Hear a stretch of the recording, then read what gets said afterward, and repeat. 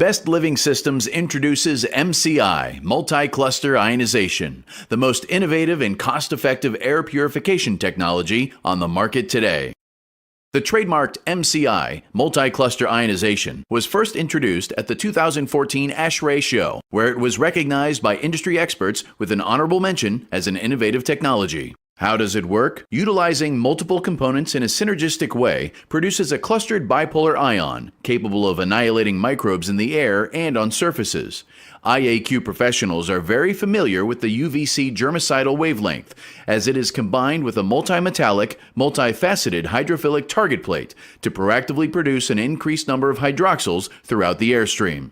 This well-documented PCO process is then enhanced with a unique dielectric ionizer to produce the powerful MCI clustered ion, completely safe for humans but lethal to microorganisms of all kinds.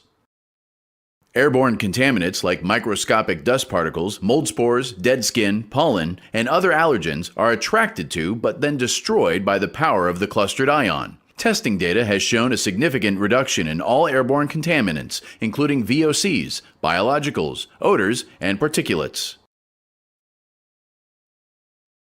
Contact transmission and contamination on the surfaces we touch can now be controlled with the implementation of the trademarked MCI technology. Pathogens on surfaces get zapped with the highly charged clustered ion.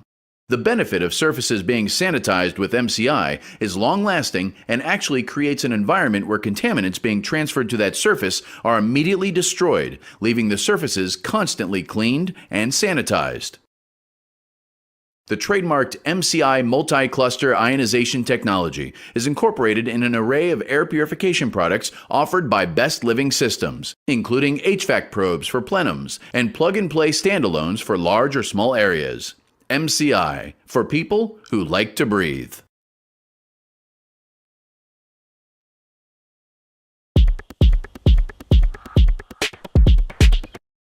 So at this time, I'm pleased to welcome Dr. Gavin McGregor-Skinner, the Senior Director of GBAC, a division of ISSA, and Doug Hoffman, the Executive Director of NORMI. Gentlemen, welcome. Thank you. Good to see you. Hi, Jeff. So we're going to talk about training. We're going to talk about issues in the industry. We're going to talk about the weather. We're going to talk about solutions. So to start it off, Gavin, why don't you tell us a little bit about what you're thinking here? What is it that the industry needs to know right now? That it takes a team to be successful, Jeff.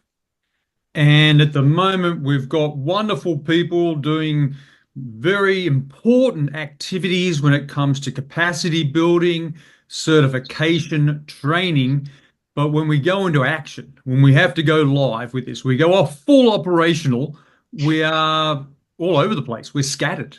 And so we're working with ISSA and NORMI now Alliance, with Doug and myself and many others involved. It's trying to bring some cohesion to all the islands of excellence that we have out there right now, especially when it comes to responding to disasters like we've just seen with the hurricane down south. You're telling me, Gavin, that there's a collaboration here happening with ISSA and NORMI?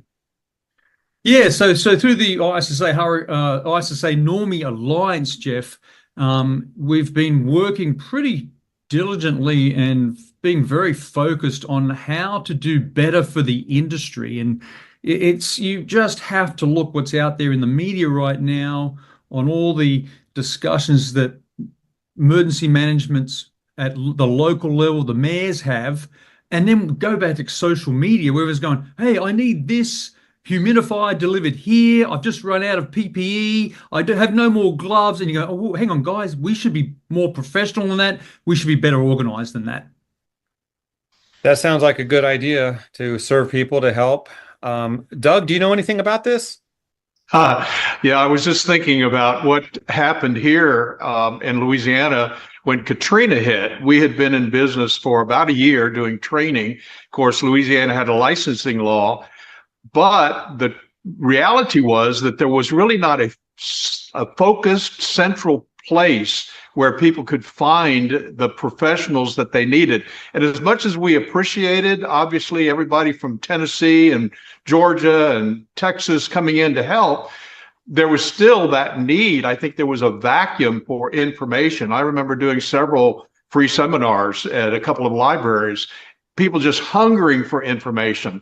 And I think that's the idea here is how do we focus our energies into really helping these folks and helping them in a way that they're not going to pay the price years from now because maybe they had the work done incorrectly.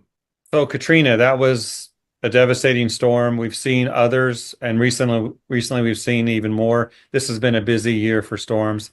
So what you two are cooking up together sounds like a nice solution to help the industry respond to needs. Doug, I see Gavin's in a nice home there, but you're in an office or something. Talk about that.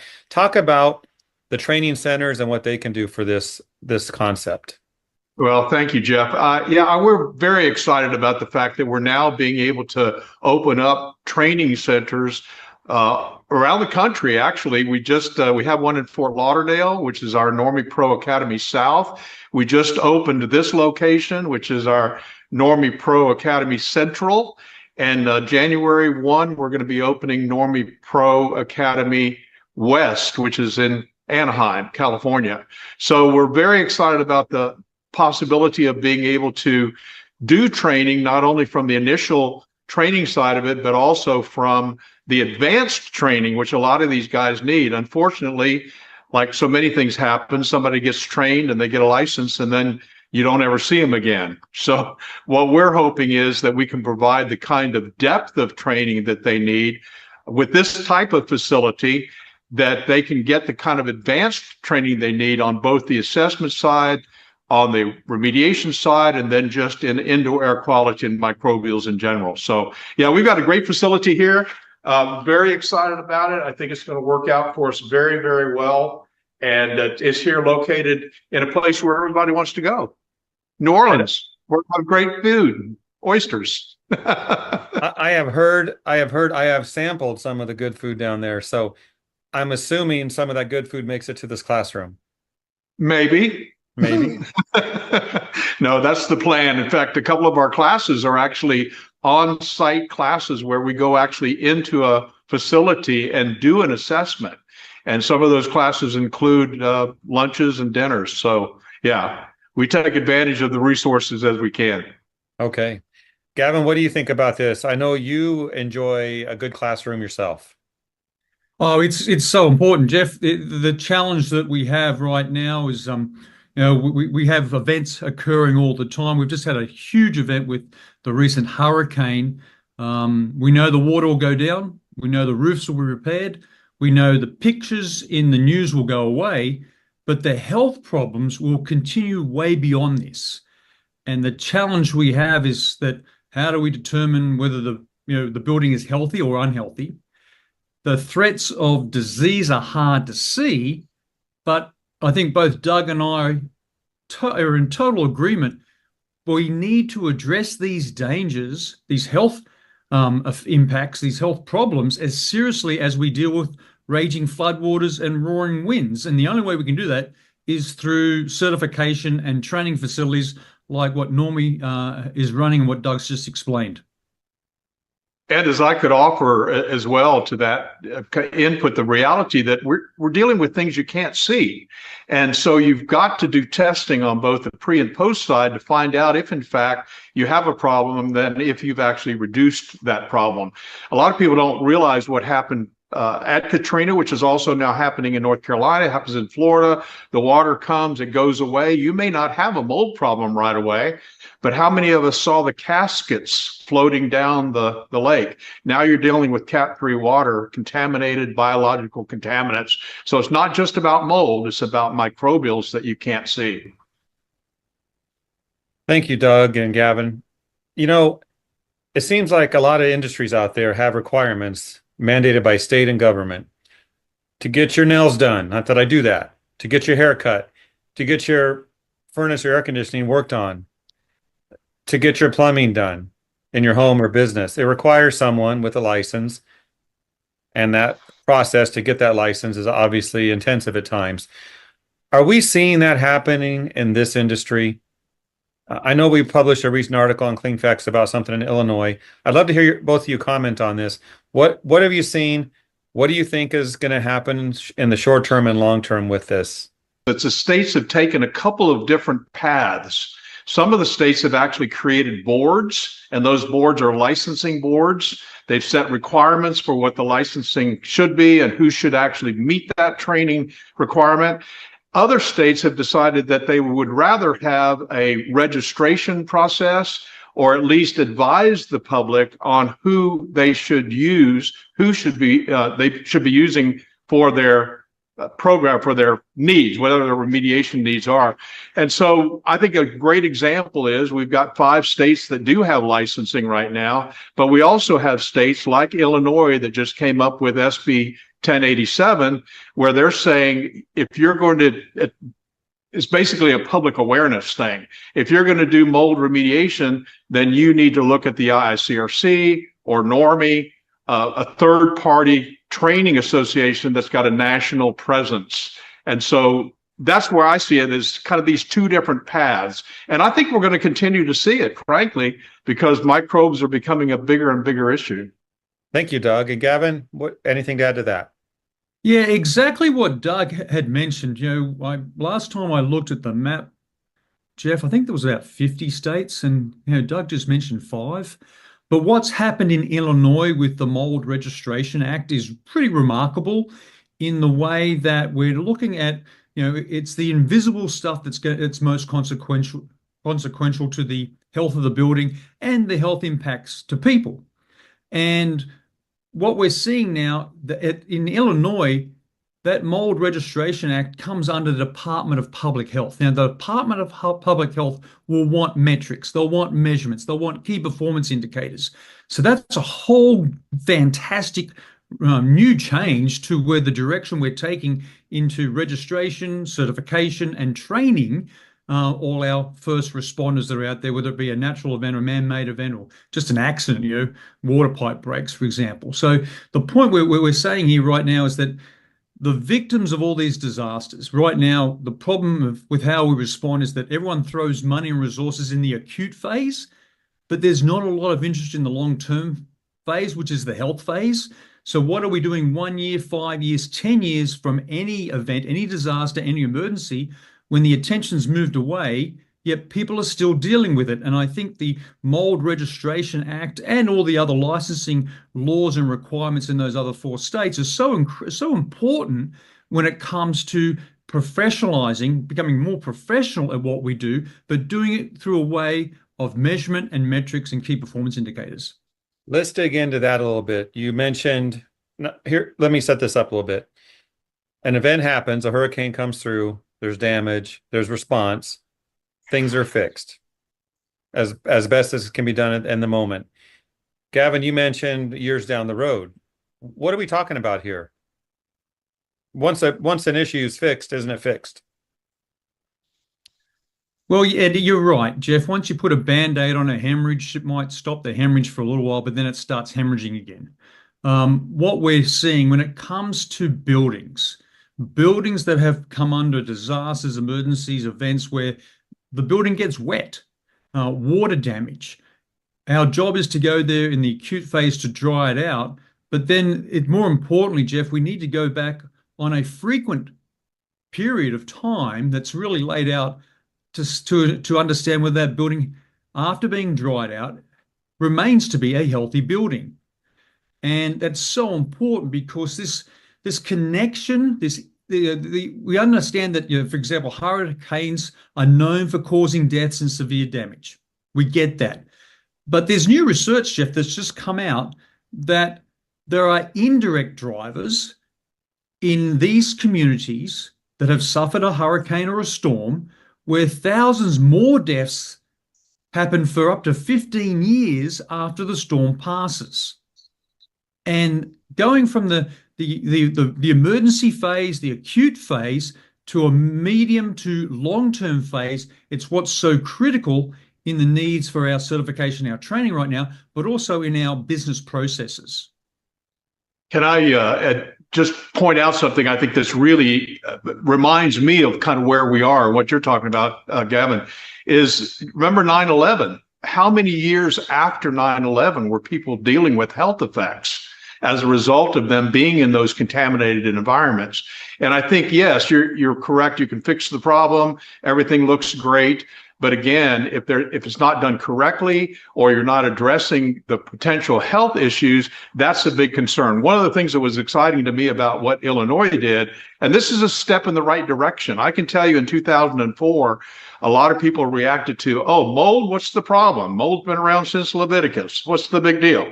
And yet now what's happening, which I'm excited about, is Illinois says we want training, a public awareness program to let people know not just about the mold issues, but about the health effects of the mold issues. That's a huge step in the right direction. Doug, you mentioned Katrina a while ago, and that was in 2005. Were you there? I was here, yes. In fact, I wrote it out. I just finished my house a month before the hurricane hit. Fortunately, I'm from Florida, so I built the house with hurricane standards from Florida, 150 mile an hour wind load. So we didn't have any problem with our house. But as you can imagine, we were absolutely covered up with helping neighbors and people at church and giving seminars, trying to help folks figure out how to deal with this issue. So yes, I was here. So thinking about the effect of a hurricane hitting, how many years would you say that impacted the area? I would say at least 10, and probably in some areas more. There's still places where you can see damage. Okay, so we just had a hurricane come through, Hurricane Helene. Are we seeing a similar issue here where they're taking care of issues right now, but we're going to see years of impact from this hurricane? Well, I can tell you that I think it's actually worse. And from this standpoint, looking at the infrastructure, it's not like running a wire across, level ground for a couple of miles. I cannot even imagine how long it's going to take for them to get back to quote unquote normal. So what does the industry do with this conversation today? Gavin, what do you see as a critical need right now? So the discussion we're having on the ISSA Normie Alliance is the list, the centralized list. And what we're seeing even after, the experience that both Doug and I, and probably even you, Jeff, have over years of dealing within the industry, where is that list of those that have been certified, those that have been trained, those that have the knowledge, skills, and abilities to respond to both natural events like these hurricanes and these storms, as well as other events that happen that cause severe damage to buildings. Because in any community, you're going to have critical infrastructure that's required. That building has to be recovered and back to normal as quickly as possible, just to keep society going. And then, of course, you've got all the dwellings, the hotels, and also the individual homes and houses where people live in that need to be go through the recovery phase and the damage assessment and be rebuilt and recover from that event. The challenge we have right now, Jeff, is where is the list? Who holds the list? Who should manage the list so that both federal, state, and local government officials and non-government officials can come to an association like ISSA or Normie and say, where is that list of who's been trained? Because there's so many people out there that are doing training, we just don't have a list right now. And that's a huge weakness in the industry. But you're saying that this is one of the projects that you both are working on. Yes, it is. Yeah, it's critical. And it's critical to be, I think we're seeing ourselves as the glue, as we not just reach out to ISSA training or Normie training, but all those other training courses and that are out there, IRCRC, plus all of the other people that do training, and say, right, keep doing the training. That's your business. But when we do this, let's look at ourselves as forming one team that we can then approach the decision makers, be it government or non-government, saying, here's the list of companies, the list of people that have the knowledge, skills, and abilities to go and respond based on science with the right equipment and the right tools to do a job that's going to focus on recovery and the health of the building and the health of the people.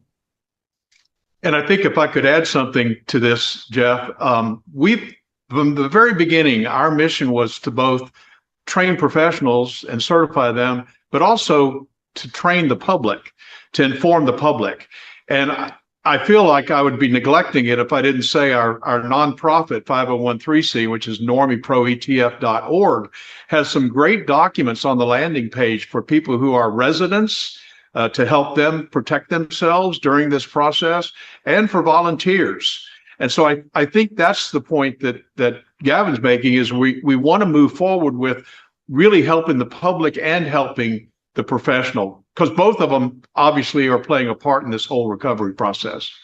So this project you're working on, coming up with this list of individuals, companies that the government, consumers, anyone that needs help can access.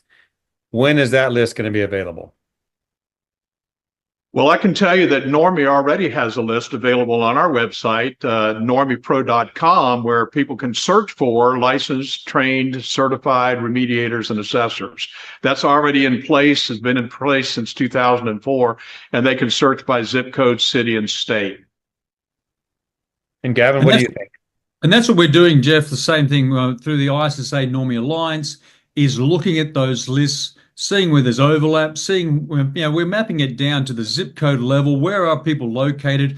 Again, what we've found, and Doug and I were talking about this week, so many people are traveling hundreds to up to thousands of miles to come down from, say, Washington, California, and from different states to come over to North Carolina, Tennessee, Florida, Georgia right now to help them with Hurricane Helene efforts. So we know people will travel. We know they travel. What we don't know is who's traveling, who's there, who needs help with supply chains for better, more PPP, personal protective equipment, who needs help with repositioning the equipment that we use, who needs more equipment because based on the damage assessment right now. So again, like what we're trying to do here, Jeff, is just make us more professional, make us more coordinated.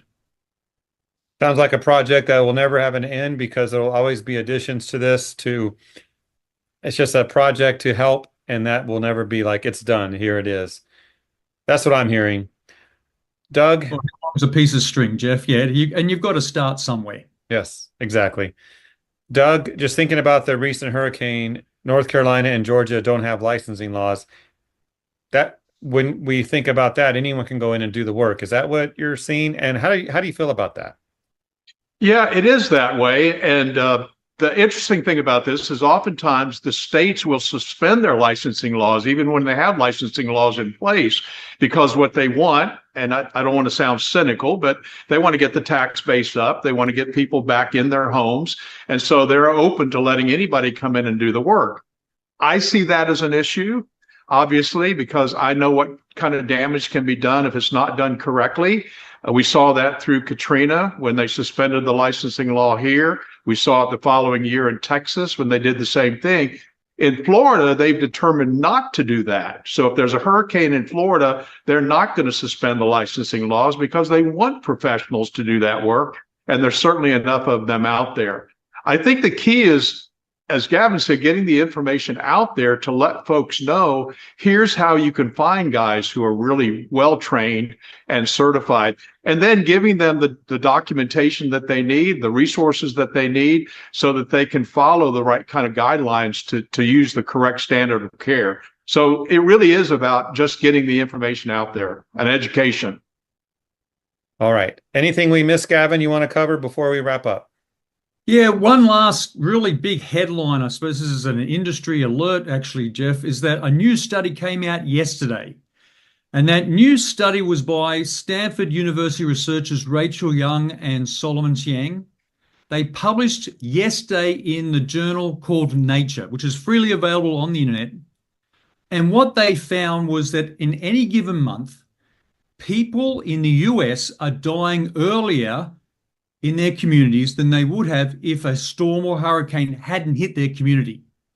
And what they did, what Angela and Solomon did, They looked at 501 hurricanes and storms in the United States between 1930 and 2015, and they found that the increase in deaths in those communities happen earlier, but more importantly, they persist for about 15 years after each weather event. And then they went through and they analyzed these hurricanes and storms in the United States, and they found that we were having an excess death of 55,000 to 88,000, or let's say if one average US hurricane had hit a community, we get about 7,000 to 11,000 excess deaths that happen earlier as if the storm had never happened. So if the community was not hit by the hurricane, those 7,000 to 11,000 excess deaths would not have happened from one storm, or the 55,000 or 88,000 on an annual basis would not have happened from all the different storms that we have. So this is really big information for us in that we don't understand the full health impact from an emergency or disaster like a hurricane or a storm, and we need to focus more on our response, how we respond, and the health of the building, not just from the acute phase of respond and then recovery, but for many years, up to 15 years later in those communities.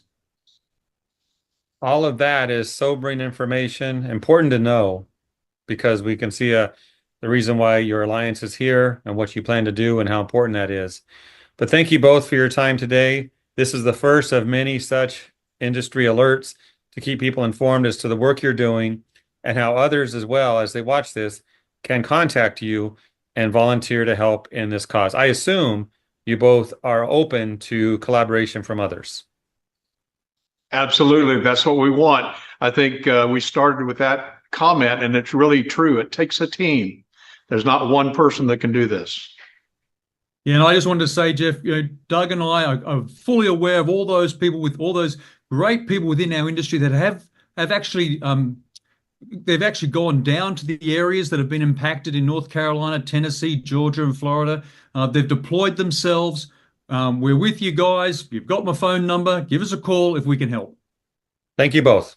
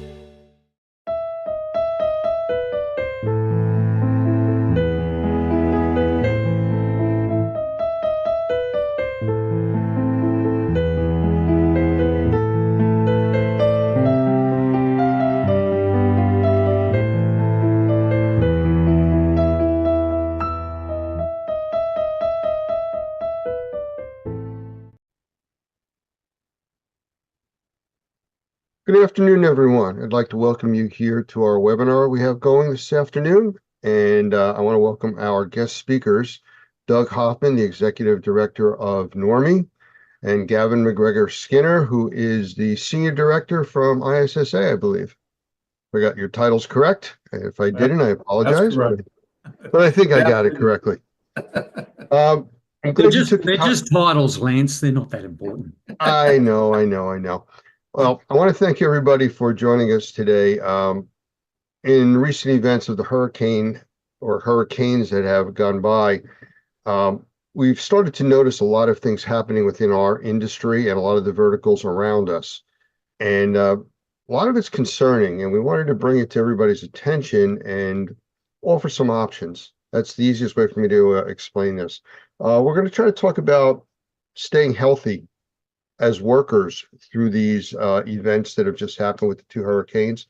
A lot of the risks that are involved with exposure to mold, and there's a lot of myths out there that people hear and they try to run with without following the science. And I know these are terms that we use a lot in our industry, following the science especially, but people don't really do that. So I want to turn this over to Doug and let you just start off with an introduction as to what your feelings are with the response to Helene and Milton, the two hurricanes that just passed. And a lot of people are still reeling from both of them. Yeah. Well, I think some things have changed a lot since we first experienced Hurricane Katrina in 2005. I think there's a lot that's been changed for the better, but unfortunately, some things seem to remain the same. And I remember when we did Katrina in 2005, one of the things that we were invited to do, which was really helpful to us and I think to the public, was to be able to hold seminars in the libraries and actually talk with folks about the things that they should be doing to not only know for sure that the work was being done correctly, but maybe more importantly was to how to protect themselves and make sure that they were protected from the health effects. And one of the things that prompted us to do that, Lance, in 2005, and why that was so important to talk about was, as you recall, just a few years earlier in 2001, when the towers fell, people were really concerned, and they began to realize that those health effects from that kind of disaster could go on for years. And as far as I know, it's still going on. And so it was pretty easy for us to talk about that in 2005.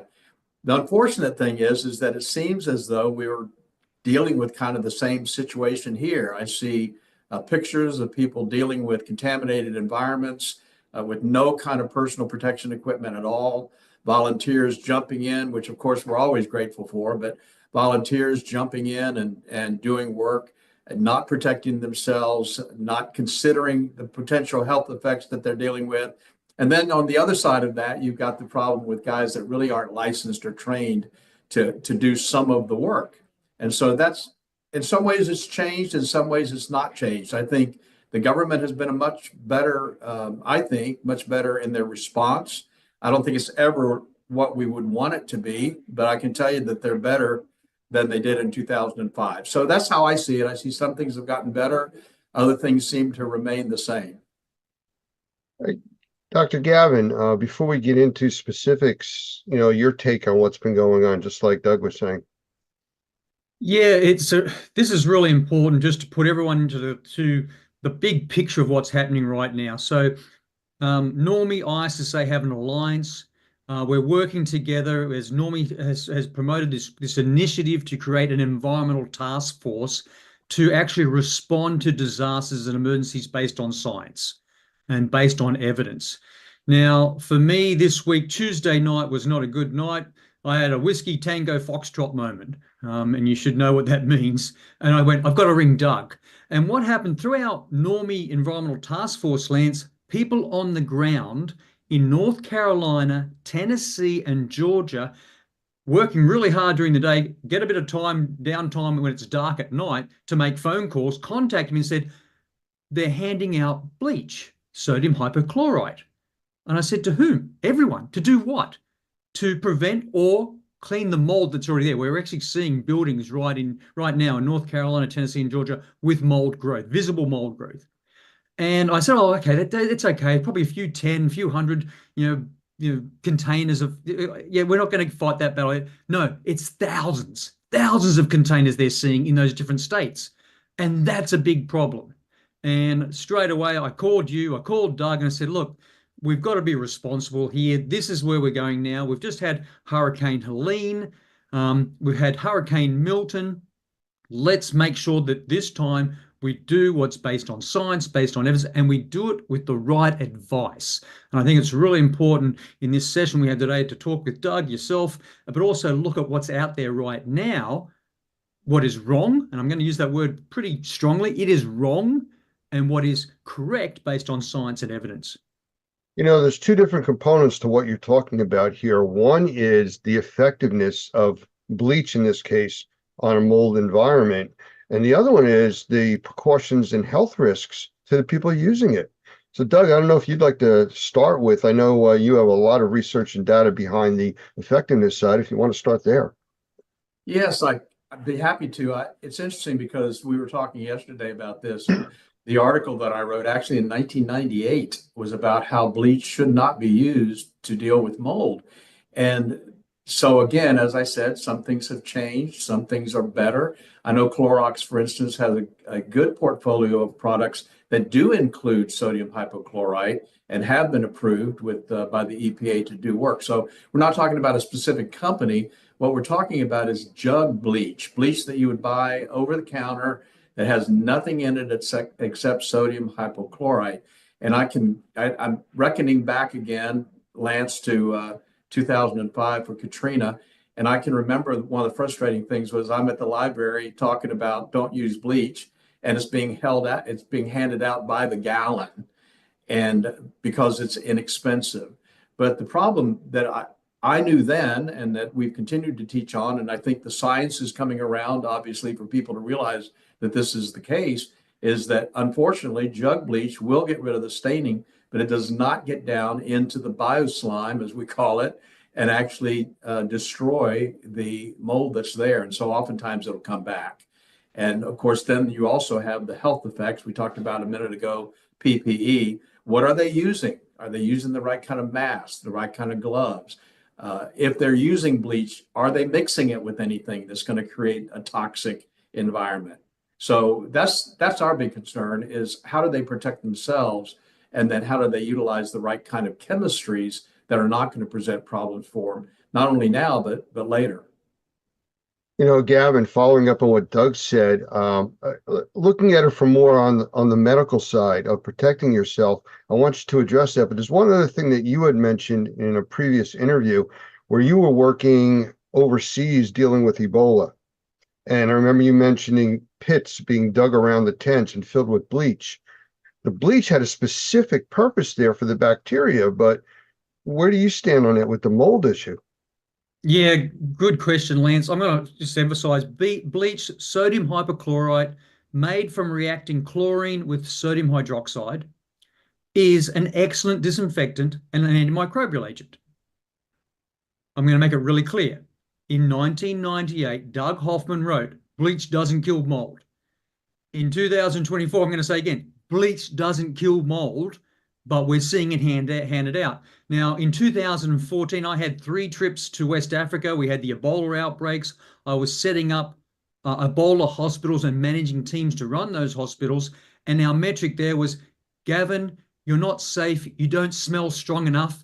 And what they were spraying me with was bleach. And you know, probably some people have heard the story. I lost my sense of taste and smell for months after my 3rd trip.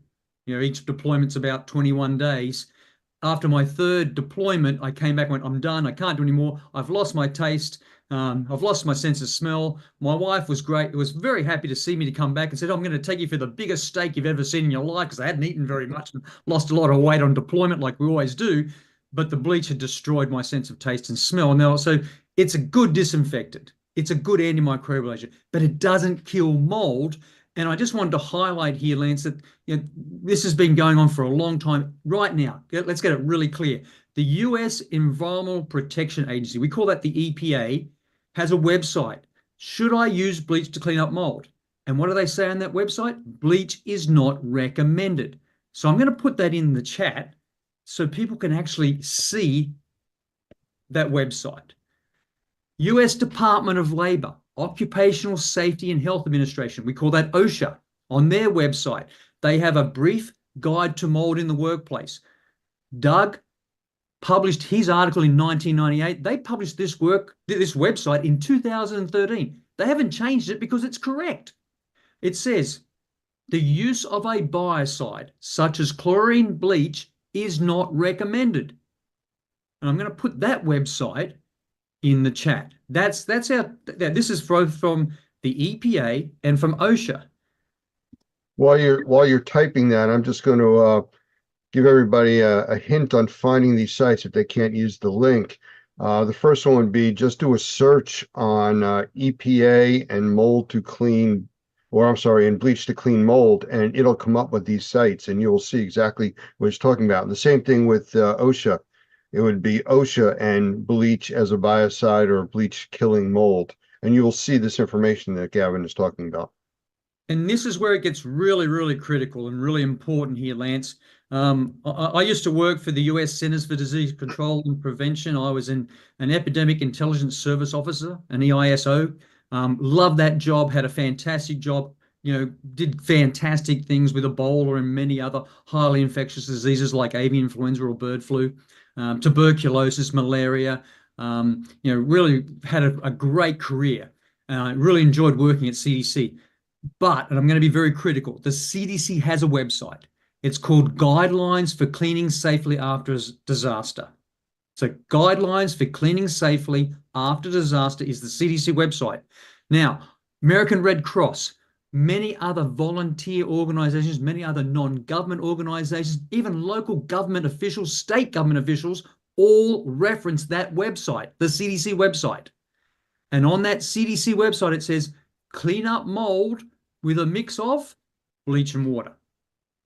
And that website was just updated February 9th, 2024, and it still has it there. Clean up mold with a mix of bleach and water as a guideline for cleaning safely after a disaster. I'm going to put that in the chat as well, Lance, and that's our problem. Doug wrote the article in 1998. OSHA, Department of Labor, Occupational Safety and Health Administration published a website that's still up today in 2013. Bleach is not recommended. EPA says bleach is not recommended. The US Center for Disease Control and Prevention, CDC, says use bleach. Who's right, who's wrong? CDC is wrong. One of the things that comes out of this is basic communications. When you say bleach, that means a lot of different things to a lot of different people. Bleach can be very watered down. It can be extremely, extremely strong. And I think the problem that we run into is people don't know the difference. Well, they said to use bleach. That's what I'm using. And it may not be effective. It's like when COVID came out and people were looking for alcohol that had to be over, I believe it was 90% isopropyl alcohol to have any real effect. People were just grabbing whatever they could find. So understanding the full meaning of what you're saying of using bleach, like the CDC was saying, is where you could create a toxic environment, dangerous to your health. I mean, you have to survive the cure, basically, in those situations with proper training, PPE, and everything else. And unfortunately, Lance, I was a victim of overuse of bleach because our metric was when I came out of the Ebola hospital, which Ebola scares me. There's no doubt about it. It's a virus that I really get worried about when I'm treating patients or working in a hospital. But when I came out of the hospital, they went, Gavin, you don't smell strong enough. So they re-sprayed me with more bleach. We're in 2024 now, and we've got to go back to the science, go back to the evidence. So the picture, there's another side of this, Lance, that we haven't really talked a lot about, but I think it's interesting to note. We've been talking about folks' health and sodium hypochlorite, but there's another issue with jug bleach if you're talking about a long time solution, because apparently from what we've seen and learned, that once you've cleaned a surface with bleach, it may set up a surface environment, a pH, that will not allow the protectants to bond to that surface. So if you're using a protectant that will keep the mold from coming back later, it may not even bond to the surface because of the pH the acidic environment, I think, that's left after the bleach has been put on that surface. So it's just another factor that I think we're learning more and more about. Well, isn't it also an issue where bleach is really made up a large component of water, which as they start to separate over time and leach in different directions, one could be feeding the mold growth while the other one is inactive because it doesn't have the water to drive it? It's a chemistry. I was just going to say, I don't know if I can speak to that specifically, but I do know that, yes, you're talking about a very small percentage of sodium hypochlorite compared to a huge percentage of water. And I don't think adding water to a potential mold issue is probably a good idea. And you're right, Lance. A lot of the guidelines out there are misleading. They're not, the lack of specificity. I often hear that, we took bleach, bleach, and we put 1 cup of bleach into a gallon of water. That 1 cup, 1 gallon, idea that you can clean everything, disinfect everything with 1 cup, 1 gallon. No, that's not how it is. And there actually requires, when you're doing dilution, more precision in the measurements.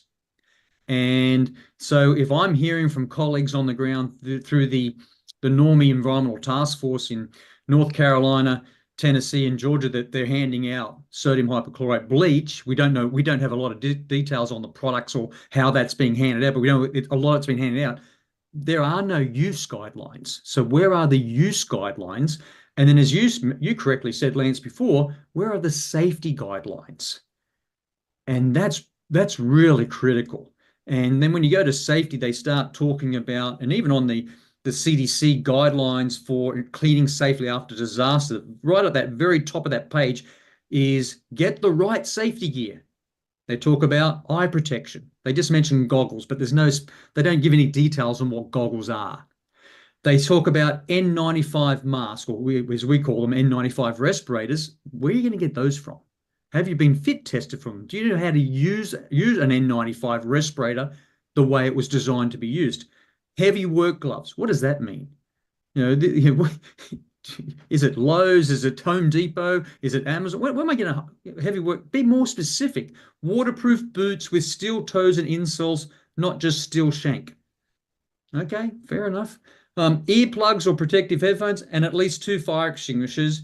And then it says, is sewage involved? Now, we just saw the storm surge for Hurricane Milton. We know how toxic and dangerous that water is. We saw on TV, and you and I discussed this just yesterday, people in T-shirt and shorts walking through waist-deep water, celebrating that the storm surge wasn't so high they survived in toxic water. But here on the CDC website, it says, is sewage involved? Yes, it is. All that water has to be considered toxic because we're not testing it for water quality.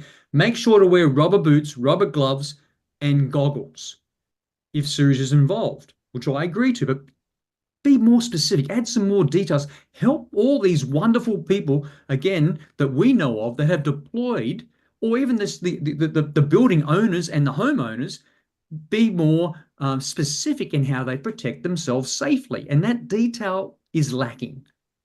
We talked the other day about something similar to this, where, the rescuers, the people going in right away in the water, like you're talking about.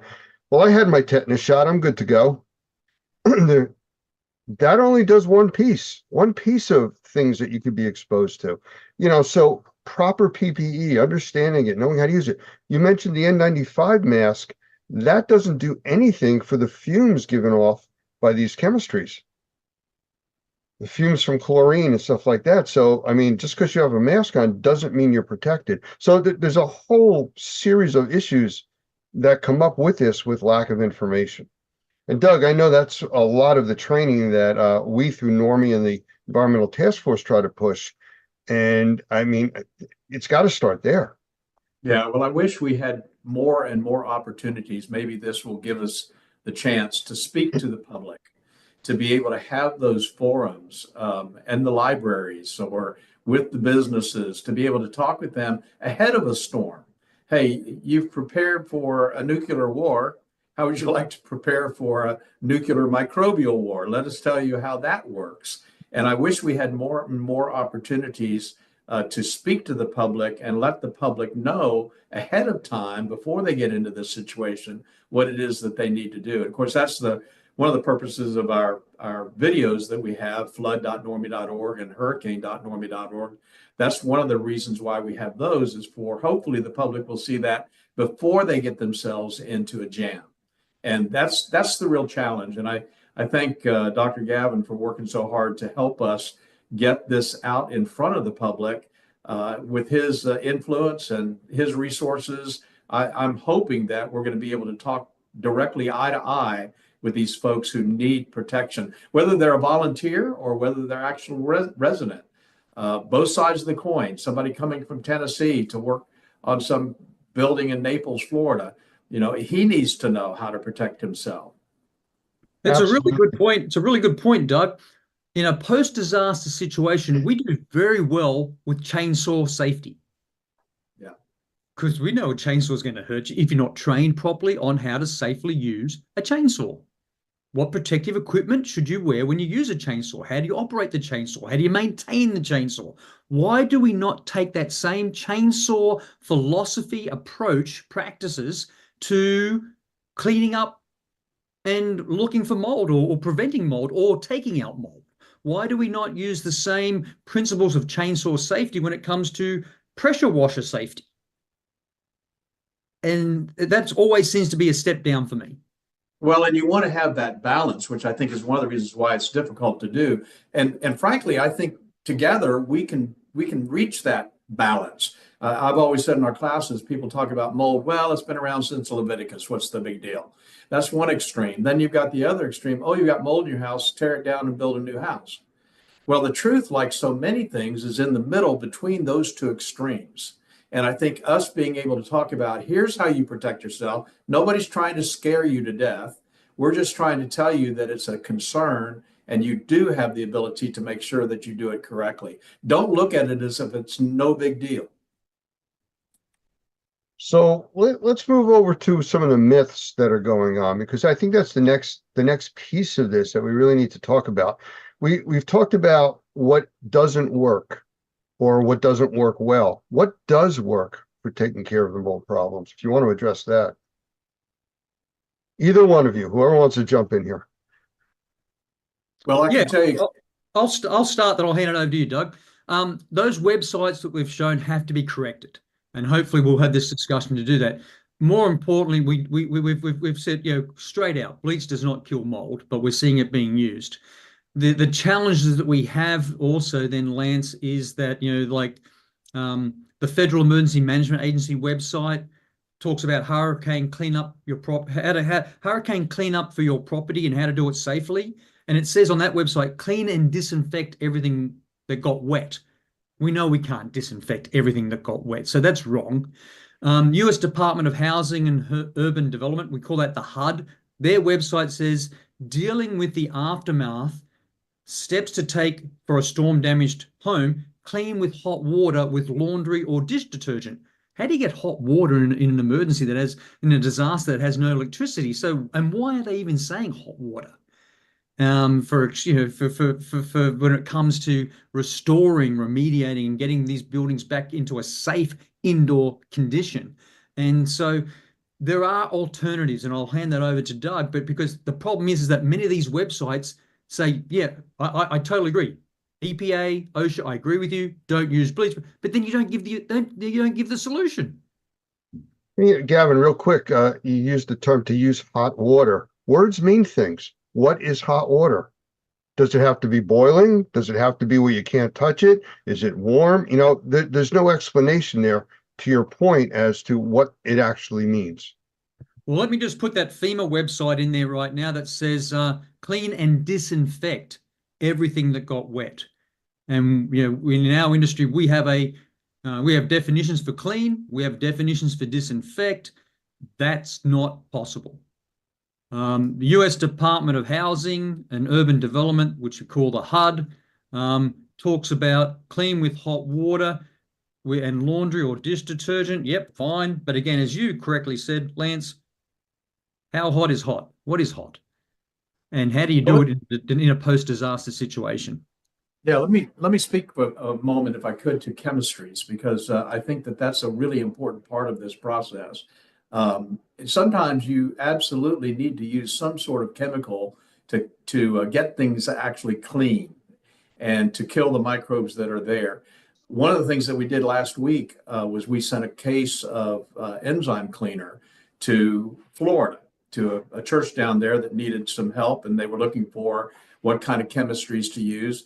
And it was a natural, 100% biodegradable, water-based type of enzyme cleaner. Hydrogen peroxide, vinegar. There are a lot of things that really work. And to Dr. Gavin's point, he's exactly right. It's frustrating when somebody says, don't use this. And we learned that unless you have an alternative. And that's what we learned. Remember when we started Normie in 2004 and we were doing training, and we would say, now you don't want to use bleach. And what was the first question? Well, then what should I use? And so I think the point is that you want to be careful, obviously, with the client that you're working with, or maybe the individual resident needs to be careful that they're using something that they can tolerate. Make sure you've got a SDS sheet, understand what the ingredients are, protect yourself just like it tells you to. And I'll just tell you, if most people actually read an SDS sheet for Windex, they'd be dealing with it completely differently. But read those SDS sheets, enzyme cleaners, botanicals, natural products, hydrogen peroxide. There are a lot of alternatives, and that's why we just want to get the word out. You know, it's important to understand what the product will take care of as well as what it won't take care of. And you can't do the substitution in your mind saying, well, if it kills this, it's going to kill that. Because we're dealing with completely different entities between molds, bacteria, viruses. They all have different strengths and weaknesses, and they're susceptible to different things. No, and you're right, Lance. And I just want to reiterate what we've been talking about this time that we've been on. Bleach, sodium hypochlorite, is an excellent disinfectant. It's an antimicrobial agent. It doesn't kill mold. As Doug has correctly said, white distilled vinegar, hydrogen peroxide. I'm going to throw a question out to you, Doug. I get a lot of calls in the last probably 48 hours. Sodium borate, borax. pH of 9 creates an alkaline environment. We know it kills mold. I see some use, but not a lot of use in a post-disaster situation. What do you think about sodium borate, borax? I love it. I just think it's hard to pronounce. No, it is. I think it's hard to find. But no, I agree 100%. And I think it's been proven over and over again that fungus will not grow in alkaline environments. And so having something like that, I think it's a great idea. And so he's a real... You probably know that one of the real effective cleaning processes to mechanically remove mold from rafters and from flooring and so forth is a soda blasting. And that's baking soda, So it's a great option, I think. So here's our problem, and it is a problem. We've had people on the ground through the Normie Environmental Task Force, and we've done a number of videos with Mason Tamano. We did some videos with Jeff Cross. We got those out.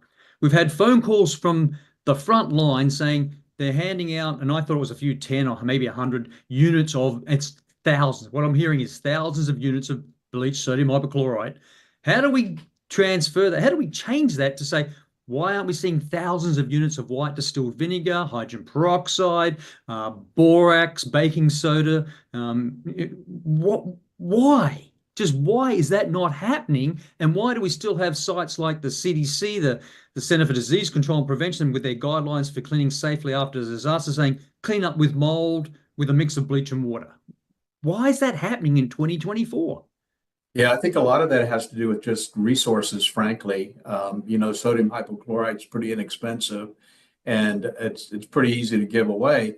I'll just plug, if I could, the Normie Pro ETF.org. It's a 501(c). It's anything you donate that's just like donating to the Red Cross, fully tax deductible.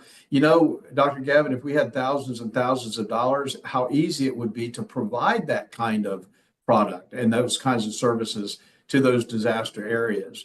It's just, limited resources. And I would love more than anything else to overwhelm those trucks that are bringing sodium hypochlorite in with trucks that are bringing in something that really actually works. Yeah, and I totally agree with you, Doug. I'm so grateful to the members of ISSA, the members of Normie that have reached out to us, but more all those that have left their families and gone and deployed themselves and responded to Hurricane Helene. And now we're seeing, big deployments from our members for Hurricane Milton. And again, we're going to have boots on the ground. The key is the message has to be clear. It has to be loud. It has to be specific on how to do things safely, but more importantly, based on science. Well, the Environmental Task Force, Doug, you just mentioned, we do a lot of training, and it's all about educating not only the public, but the contractors, the people that are doing the work. And if you're a contractor in any of these industries, water drying, remediation, assessment, you've come across people that are getting educated themselves. So you need to be educated to be able to talk to your customer. The last thing you want to do is have your customer more knowledgeable than you are. You know, Lance, this is the kind of thing that's interesting. We talked about this morning in our admin meeting. We've got a class coming up here in Louisiana in the first week in November. We've got a class scheduled in Tampa the first week in December. Those are scheduled classes on our website. And you know what's happening already. There's people coming out of the woodwork. Hey, I need to get trained. I need to get trained. Where a year ago it was, maybe I'll do it, maybe I won't. And so I know it's like everything else. When there's a fire, you want to put on your fire suit and put it out. And so hopefully people will find out about this, the classes that we've got available that will help them with licensing and certification in the states that require it and in the states that don't require it. And that's really important, Doug. There are just people have to be making decisions for what we're seeing on the ground. And it's so important that through our Normie members, our ISSA members, we get to those decision makers and go, I know you're trying to do your best. I know you're trying to make, decisions that will help create safe indoor spaces, will recover from this disaster. But more importantly, how to do it based on science, based on evidence, based on a better process, a better methodology. So again, let's work as a team to do this. But it's so important that, again, if you're an ISSA member and or Normie member and you're on the ground and you see things, let us know, because Doug, Lance, myself can then we'll more than happy intervene and contact the mayor's office. We'll contact the local emergency management agency. I'm based here in Washington, D.C. If I have to go down and talk to a federal government agency, that's not a problem. And I'll stand up and say, that's wrong. This is better. This is right. And really get that change. That has to happen now. Yeah. Dr. Gavin, it's interesting. We've been talking the last several years about essential employees and what that meant during COVID. And we've said for years, and I think it's absolutely true, that our water mitigators, our wet restoration contractors, our remediators, our assessors, they really are the first responders to these kinds of events. They're not identified as first responders, but they absolutely are. They're some of the first ones in there to get things going. And so, if you anticipate a fire in your house, you have a fire extinguisher for a reason. And I think that's the whole idea of getting trained ahead of these kinds of events, because now you're ready. We've talked about FEMA training and all of those sorts of things. Now you're ready to actually be able to be value to those people who need you. Hey, Doug, that example you just gave about the fire extinguisher is so appropriate here, because having the fire extinguisher in your house is very important. But when the fire breaks out, you don't want to take out the instruction manual on how to use the fire extinguisher. You need to know ahead of time. You need to be familiar with the equipment, train, understand what it can do and what it can't do. You can use a fire extinguisher and create more of a problem. So there's a lot of things that go into training. And Gavin, we talk about tabletops all the time.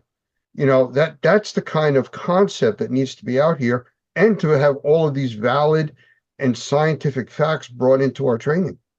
Yeah, and what we're seeing, Lance, and it's, we've seen both with Katrina, Hurricane Katrina 2005, Hurricane Harvey, Hurricane Ian. I can name all these hurricanes off, Helene, recently with Hurricane Milton. These are water events. These are water damaging events. I had a phone call from some colleagues that are both doctors and nurses down in Florida who are in the hospital saying, look, the storm surge didn't reach what people predicted, but we got 2 foot of water through our house, and the house is now unlivable, and I'm going to have to stay in the hospital now before I can go home. What do I do, Gavin? What do we do with a house that had 2 feet of surge and is now unlivable? Okay, it didn't reach the 5, 10, or 15 that we all predicted or that we thought could have been the potential. 2 feet's enough to make a house unlivable.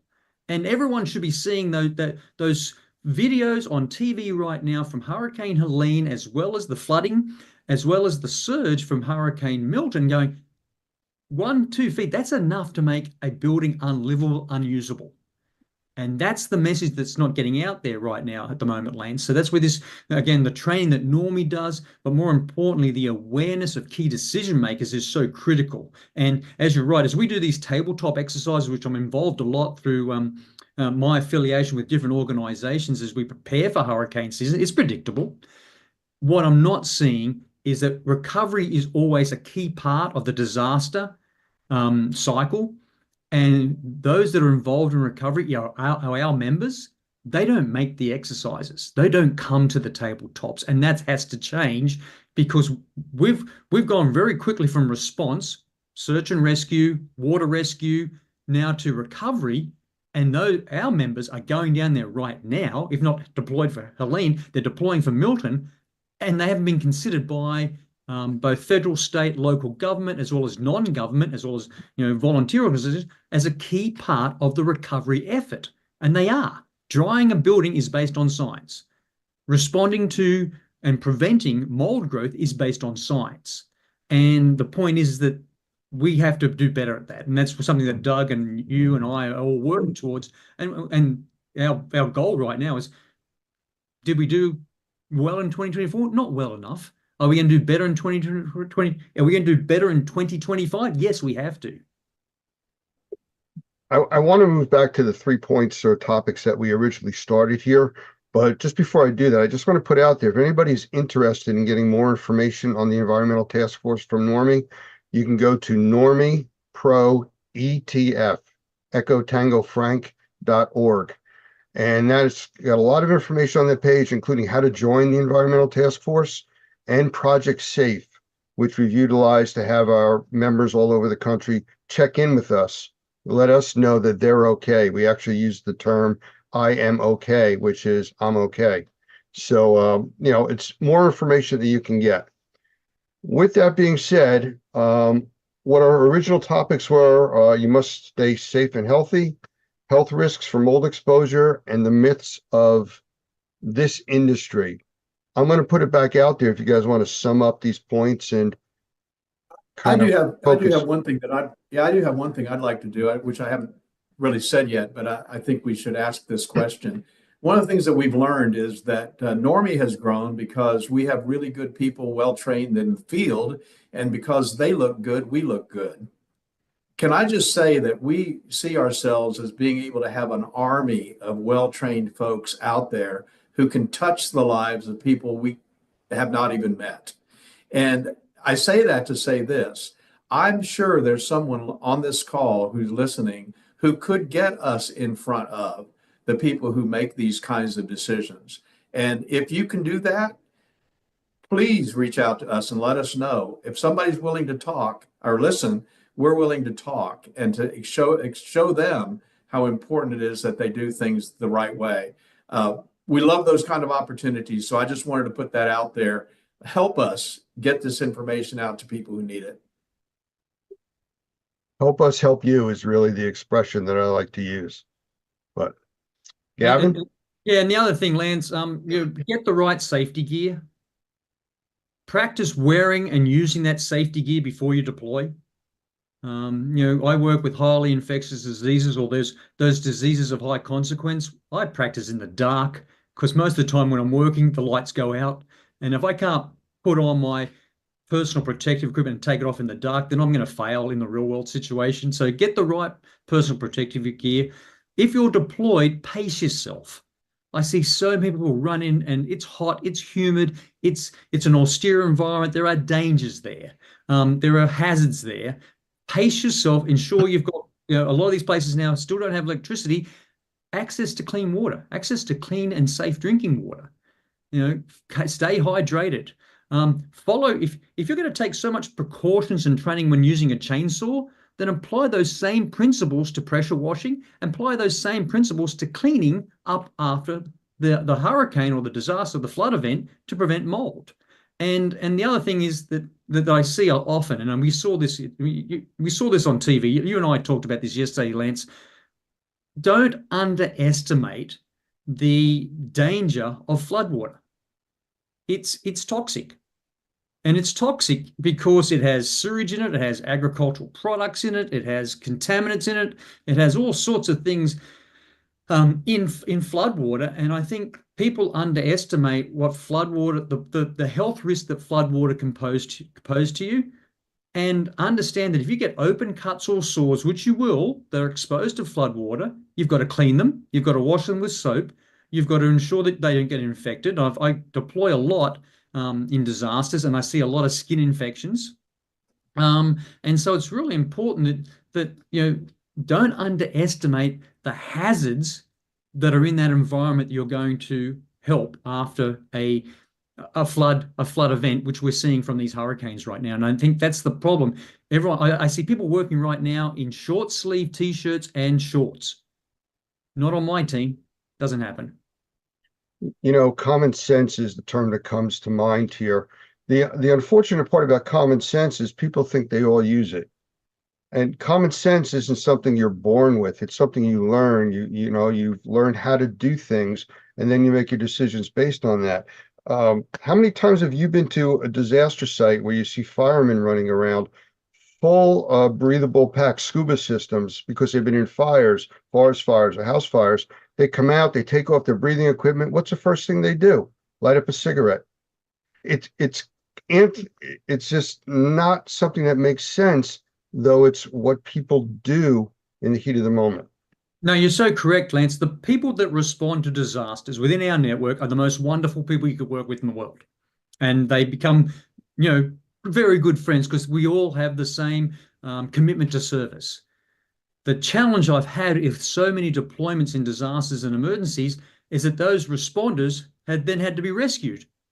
Yep. They didn't drink enough. They didn't stay hydrated. They didn't know how to treat cuts and wounds or abrasions, and that got infected. And suddenly we had to get them out of the deployment area. They had to get them out of the disaster area because they just didn't understand what it took to keep themselves healthy and safe in working in such an environment. Which then becomes more of a draw on the workers that are still there trying to work, taking care of the rescuers. So yes, it's a downward spiral when that starts to happen. Gentlemen, we're coming up on close to 45 minutes here. Anything else you'd like to cover that we didn't? I mean, we're pretty much open at this point. Anything that we have missed? There was a couple of topics in the chat there, Lance. Oh, let's see what we have here.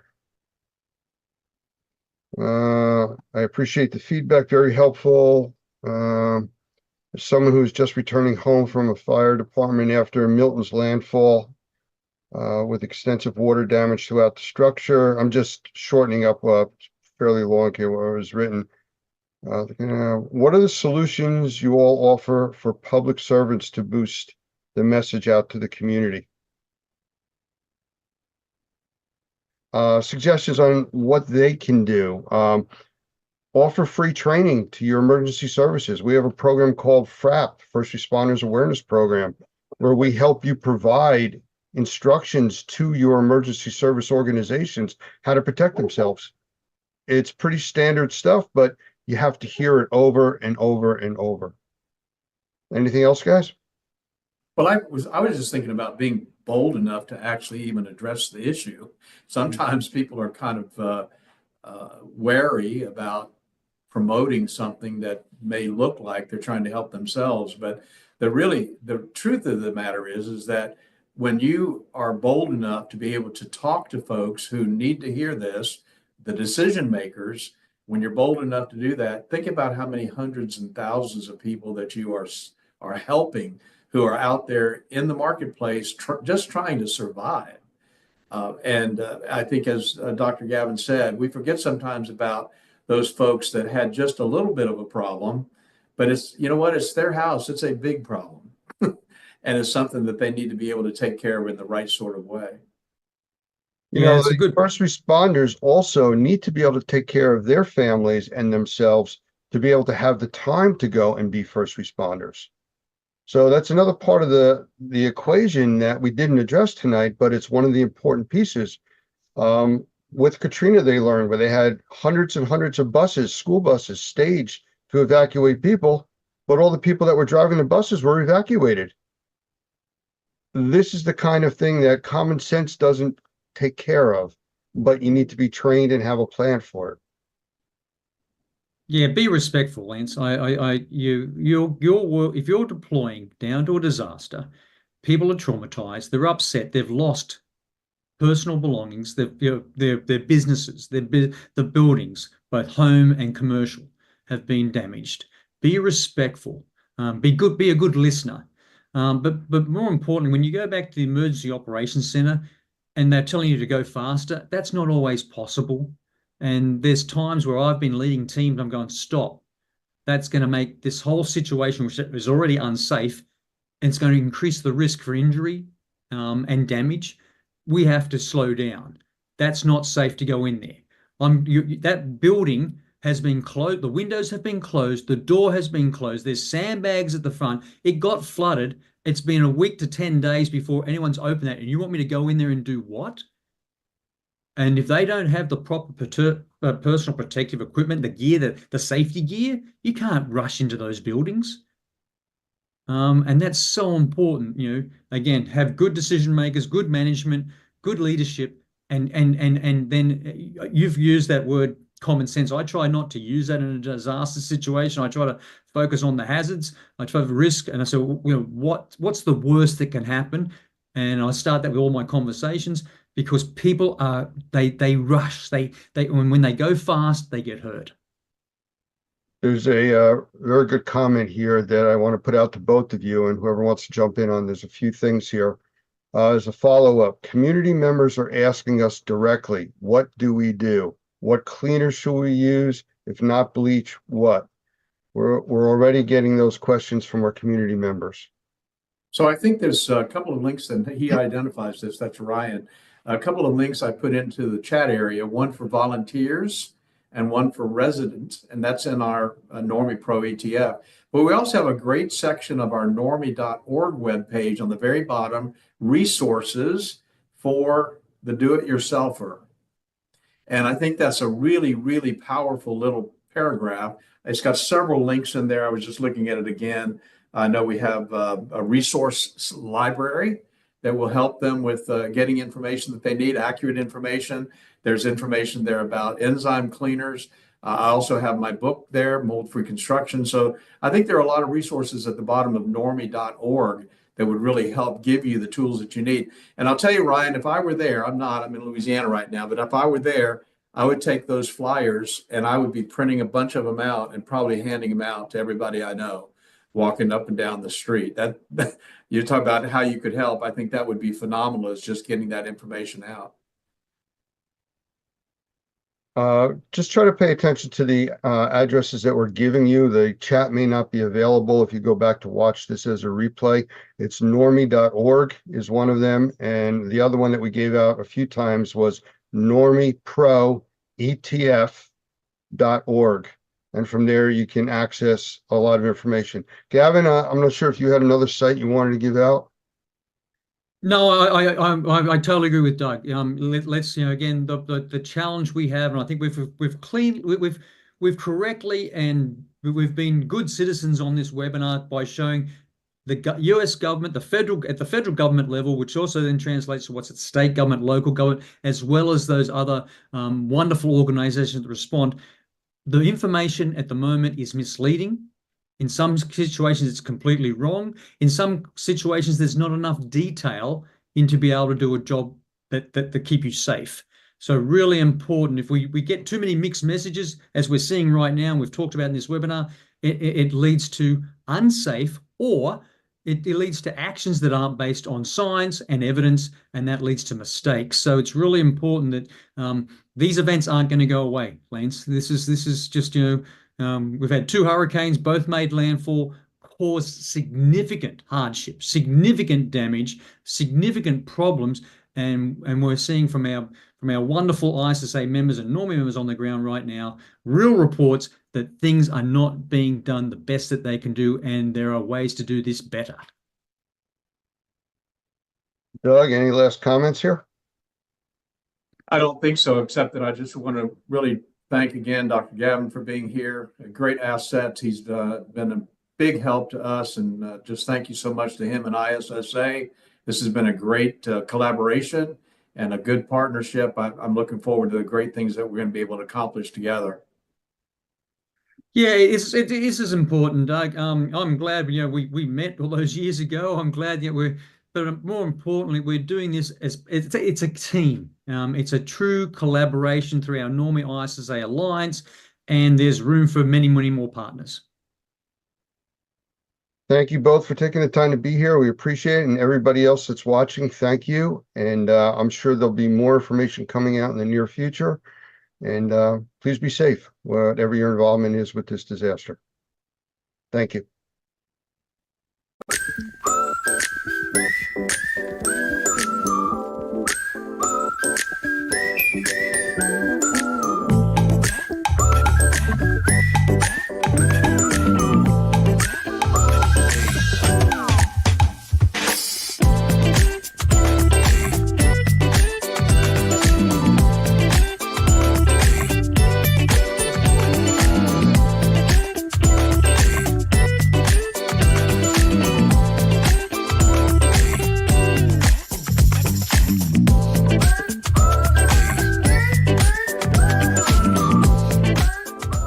By nature, we inhabit spaces. Join the streets, won't you join those streams? Tilted slaves at your body veins.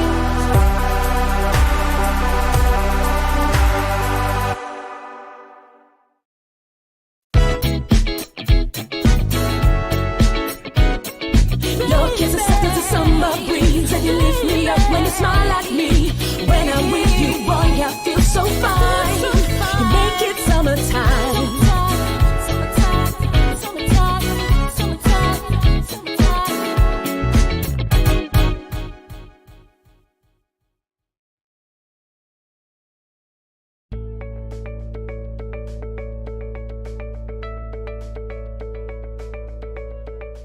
It's another innovative product from Best Living Systems, recognized as a world-class manufacturer of air purification devices. The trademarked MCI Synergy Pure Probe. Designed so that you can configure the probe to fit your specific needs, whether residential or commercial applications, the Synergy Pure by Best Living Systems is simply the most advanced HVAC probe on the market today. Customizable 1 to 3 tons, 3 to 5 tons, 5 to 10 tons, you decide. The MCI Synergy Pure 16K is the basic unit designed to be installed in the return plenum to keep the internal parts clean. Add the bracket and a single ionizing DBI cell and increase the cleaning power on the supply side of the air handler. With the addition of a second ionizing DBI cell, the Synergy Pure becomes a powerful commercial probe. At the heart of the unit is the multifaceted quad metallic honeycomb, which serves as the target plate for the 3-year germicidal wavelength UV lamp. Instead of relying on only TiO2 and heavy ozone, this PCO process is safer and provides more cleaning power without ozone. The patented dielectric barrier ionization DBI cell is especially designed for volatile organic compounds, VOCs, and effectively increases the technology in the airflow downstream from the air handler. By adding a second cell, the cleaning power is increased yet again as the unit becomes supercharged. When the unit is on, an indicator light illuminates on the face of the ballast, so the probe is easy to maintain. Designed with precision and the latest components, this unit provides years of uninterrupted service. The Synergy Pure stands as a giant among air purifiers because of its powerful approach to proactive air purification. Installed inside the duct system, these products send the cleansing power of MCI, multi-cluster ionization, down the airstream and into the living environment. Recognized by national organizations like ASHRAE, lethal to microbes, but totally safe for humans, this technology has proven its effectiveness over and over again in hospitals, homes, and offices. Clinical and field tests have proven it so. Synergy Pure reduces contaminants and allergens in the air and on surfaces. Mold and mildew oxidized and eradicated. Bacteria and viruses destroyed by this surface cleaning technology. TVOCs and MVOCs reduced or totally eliminated, and odors and dust gone. Simply gone. It really works every time. Best Living Systems, featuring the MCI surface cleaning technology to purify air and surfaces, protect the living space, and prevent spreading the germs. For more information, visit our website or just make the call. Best Living Systems, for people who like to breathe.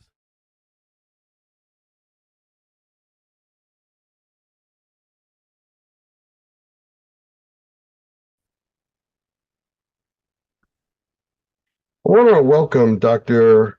Gavin McGregor Skinner from GBAC to join us today. And I'm just saying GBAC, but that's just a tiny piece of what you actually do. So could you say hello and kind of let us know who you really are?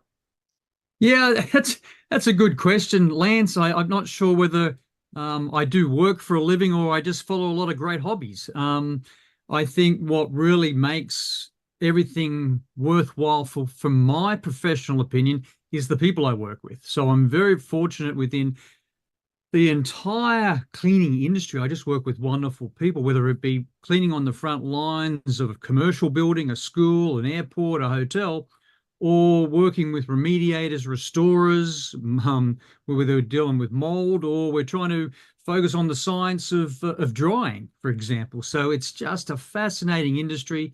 I don't know how you're doing, Lance, but at the moment I'm flat out. It's really busy. It has been, and it's kind of increasing at an exponential rate. It's really strange that there's been so many weather events so far this year that have affected so much of just the U.S. alone that we are extremely busy. Not complaining, but it's just like you said, flat out, I think is the term you used. Yes, it is. It's been really interesting, Lance. We've seen on the news, all the focus on tornadoes, and we've seen an enormous number, an exceptional number of tornadoes in the last few months. But what we don't realize, Lance, is that where there's a tornado, there's a much larger severe thunderstorm. There's a rain event, there's a wind event.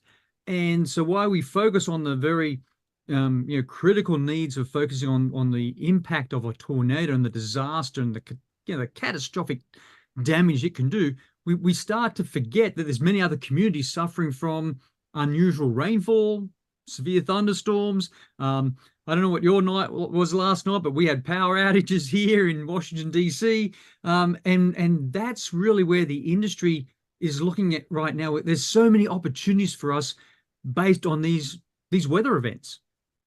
Well, every year in May, Normie does a training for its members on hurricanes. Hurricane season starts June 1st. So we try to put it in everybody's mind again. This is what's coming, be prepared, stock up, all that stuff.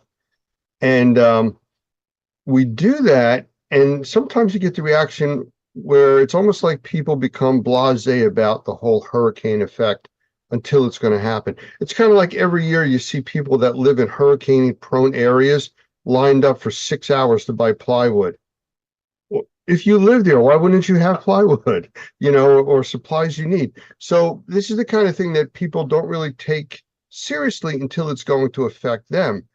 And to your point, it doesn't have to be a hurricane or a major cyclone event. I mean, just from a severe thunderstorm, golf-sized or baseball-sized hail will puncture roofs, causing lots of water damage. So there's a lot of other effects that really happen from these major storms, which, as we know in the last month or two, from Texas all the way up to the Midwest, up to the East Coast, has been heavily affected by severe weather and not from tropical weather systems. No, you're absolutely right, Lance. And that preparedness that you just sort of outlined is opportunities for all of our colleagues in the cleaning industry. I'm seeing some great examples, especially this year. I do a lot of disaster preparedness, emergency management preparedness work, as well as response and recovery. But during that preparedness phase, as you really correctly outlined here, I've seen some really good examples, but they haven't gone to scale, and it's not enough, where actual cleaning professionals have been part of the planning process. But it's happening at a much smaller level than I think it should happen at, and at both at the state level, the local county level, the city level. We've got to be more involved as an industry in that preparedness planning process. As we saw, over the last couple of weeks, Lance, with those storms in Texas, the Midwest, and now we're seeing some stuff on the East Coast as well. When that piece of hail goes through your roof and it lets all the water in, or the rain is so torrential that you've got flooding, or you've had wind damage that's opened up half your house and you've got more water damage, where do you go? Where is it a Google search? hopefully that's not what it is, but that I know that's what's happening. But more importantly, how do we position ourselves in the clean industry to be part of preparedness so that we're on the list, so that when the damage has happened, when the disaster has occurred, they just go down the list and go, here are all the cleaning professionals that have followed, say, an IRCRC standard. They're certified. They've done the normie training. They're certified for that as well. And that we know that they have the skills, the knowledge, and the abilities to, again, do what is professional. Well, let's get into that in a minute, but let's set the stage here, because you and I were talking a few days ago, and you had mentioned Colorado State University, I believe it is the name, and I actually have a graphic here I'm going to bring up on the screen in a minute. And this is talking about weather modeling and forecasts and predictions for upcoming seasons. And we basically talked, and you said, and I looked in, and you were correct. It looks like it is the worst forecast ever on record that they're predicting for this season. So let me bring it up on the screen. I don't know if you want to just talk about this real quick, or mention a few things to people, but you can also explain about the modeling, because most people use either the US versions or the European models. And this is, to me, it looks like a hybrid. So let me just share my screen here for a sec.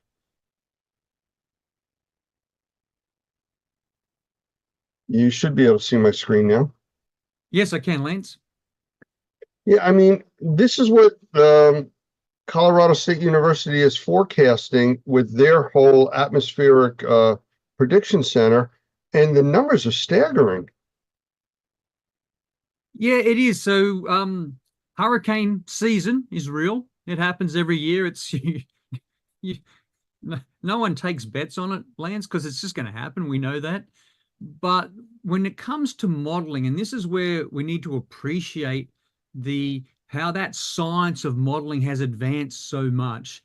And again, it won't be 100% accurate, but it's going to be pretty damn good in the fact that we've now got science, we've got so much data available to us, as well as the mathematicians, the university professors, the scientific experts that then can use massive amounts of data now in their algorithms, in their systems, to come up with a forecast like this. So really, we see a forecast from the government come out, oh yeah, that's the government. But when you see it from an independent body like the University of Colorado, which actually matches exactly what the government did forecast as well. But when they look at that, there's the opportunity for all of us in the clean industry. You're absolutely right. And I think it's the preparedness side of it and the triage side, which we can talk about in a minute, because, what do you do when you come into a disaster area? I mean, they're talking on here, the predictions for 2024 are almost double the average for the last 30 years. Well, it is in every category. When you look at named storm days, so don't just look at the storms themselves, the number of storms and how long that, remember Hurricane Katrina and how long that hung around, and remember the flooding and the disaster we had in Houston. That storm lasted for many days, not just hours. So we've got on this graph, on this table here, Lance, we've got the number of the named storms is higher than normal, but look at the named storm days. That's 115 in a season that runs from June to November. And that is double the average. Yeah, it's pretty staggering looking at that. I mean, they talk about the energy of the storms, 210 compared to 123 over a season compared to 30 years of data. It's amazing the numbers they're looking at for this year. So how do we define a hurricane? It's a rain event. It's a wind event. We're going to get damage to buildings. We're going to get water penetration. We're going to have drying issues. We're going to we know everything happens. Location is so important here. We know that those hurricanes will hit areas of high temperature, high humidity. We know what that leads to. Again, the possibility of increased growth of microorganisms, germs, and especially mold.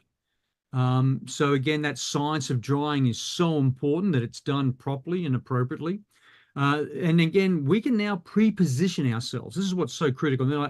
I've seen so many examples from our colleagues in the industry going, I'm now moving from, and I'm giving you an example. I'm moving from Virginia or North Carolina, and I'm going to put some of my workers, my assets, my business in Alabama, in Texas, in Florida. Why? Because they saw that forecast. And it's so important, Lance, that as we see that level of preparedness from some of our colleagues, that we try to expand that to many of our colleagues, because a forecast like that, is going to show that there's going to be a real need for the science, the evidence, but more importantly, to ensure that those people that do respond are certified.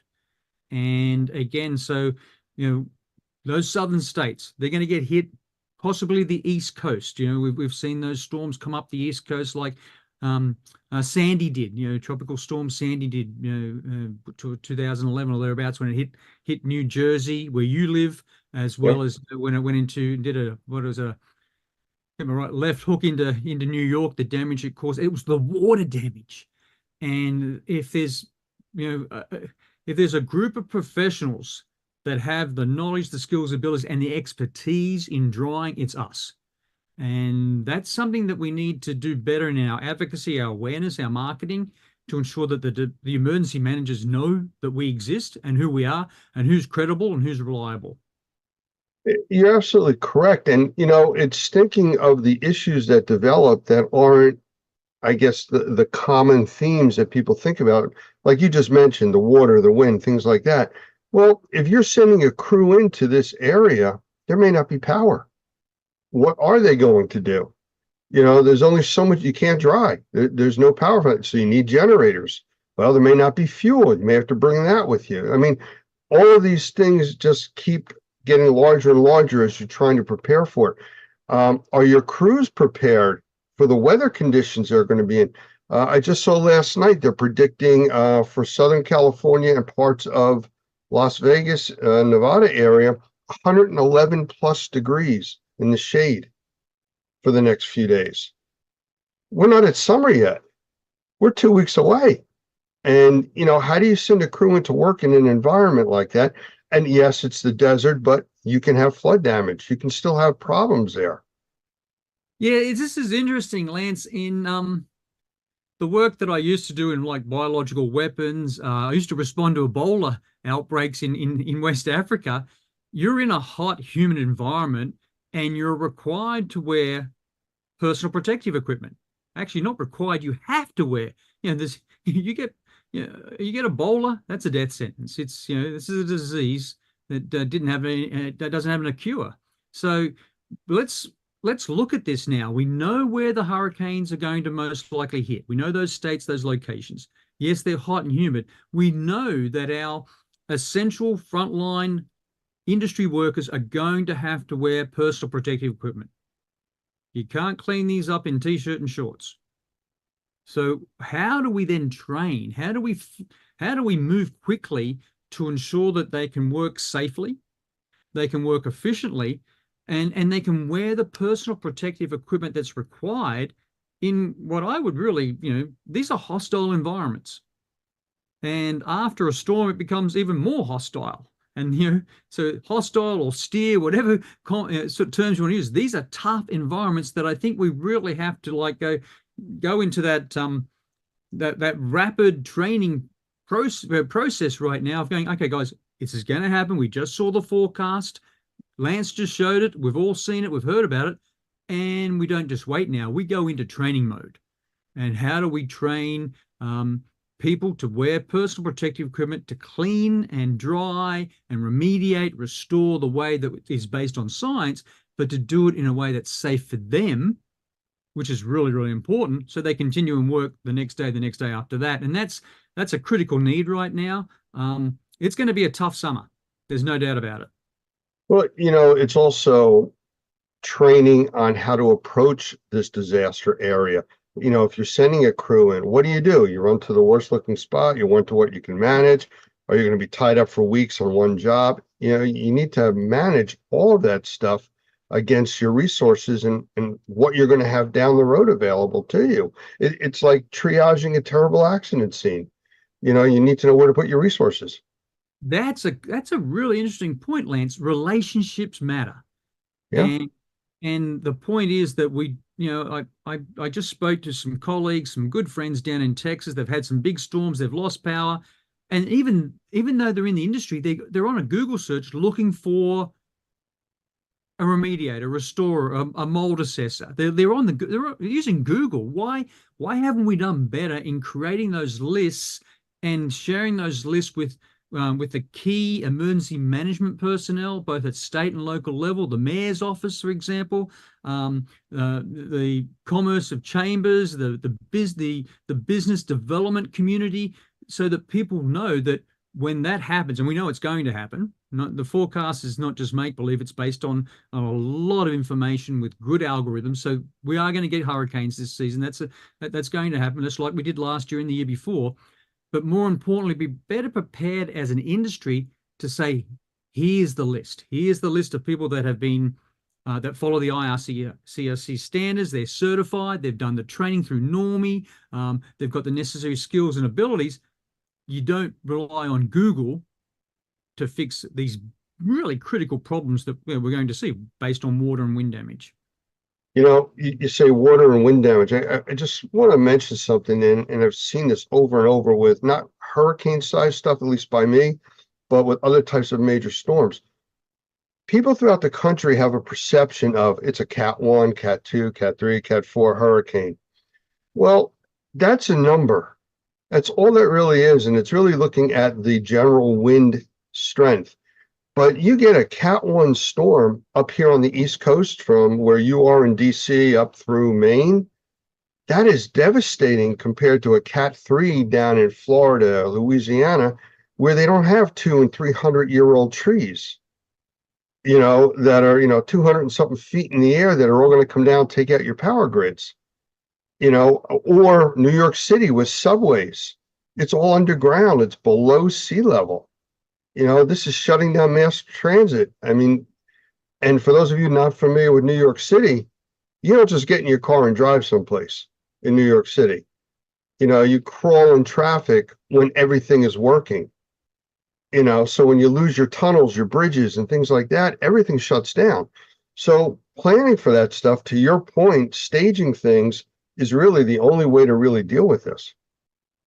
It is, Lance, and I've been, involved in emergency management and responding to disasters for many years. And when you actually go and meet the people in that location that have just experienced a tornado or the hurricane, the first thing they say to me is, we'll never do this again. It shouldn't take a real world example to change people's behavior going, no, next time I'm going to evacuate, or next time I'm going to be better prepared. That's not how life should work. And so it's really important right now. The question that I threw out to a group the other day when they were going to respond to some tornado damage and some big severe thunderstorms was, which car park are you going to?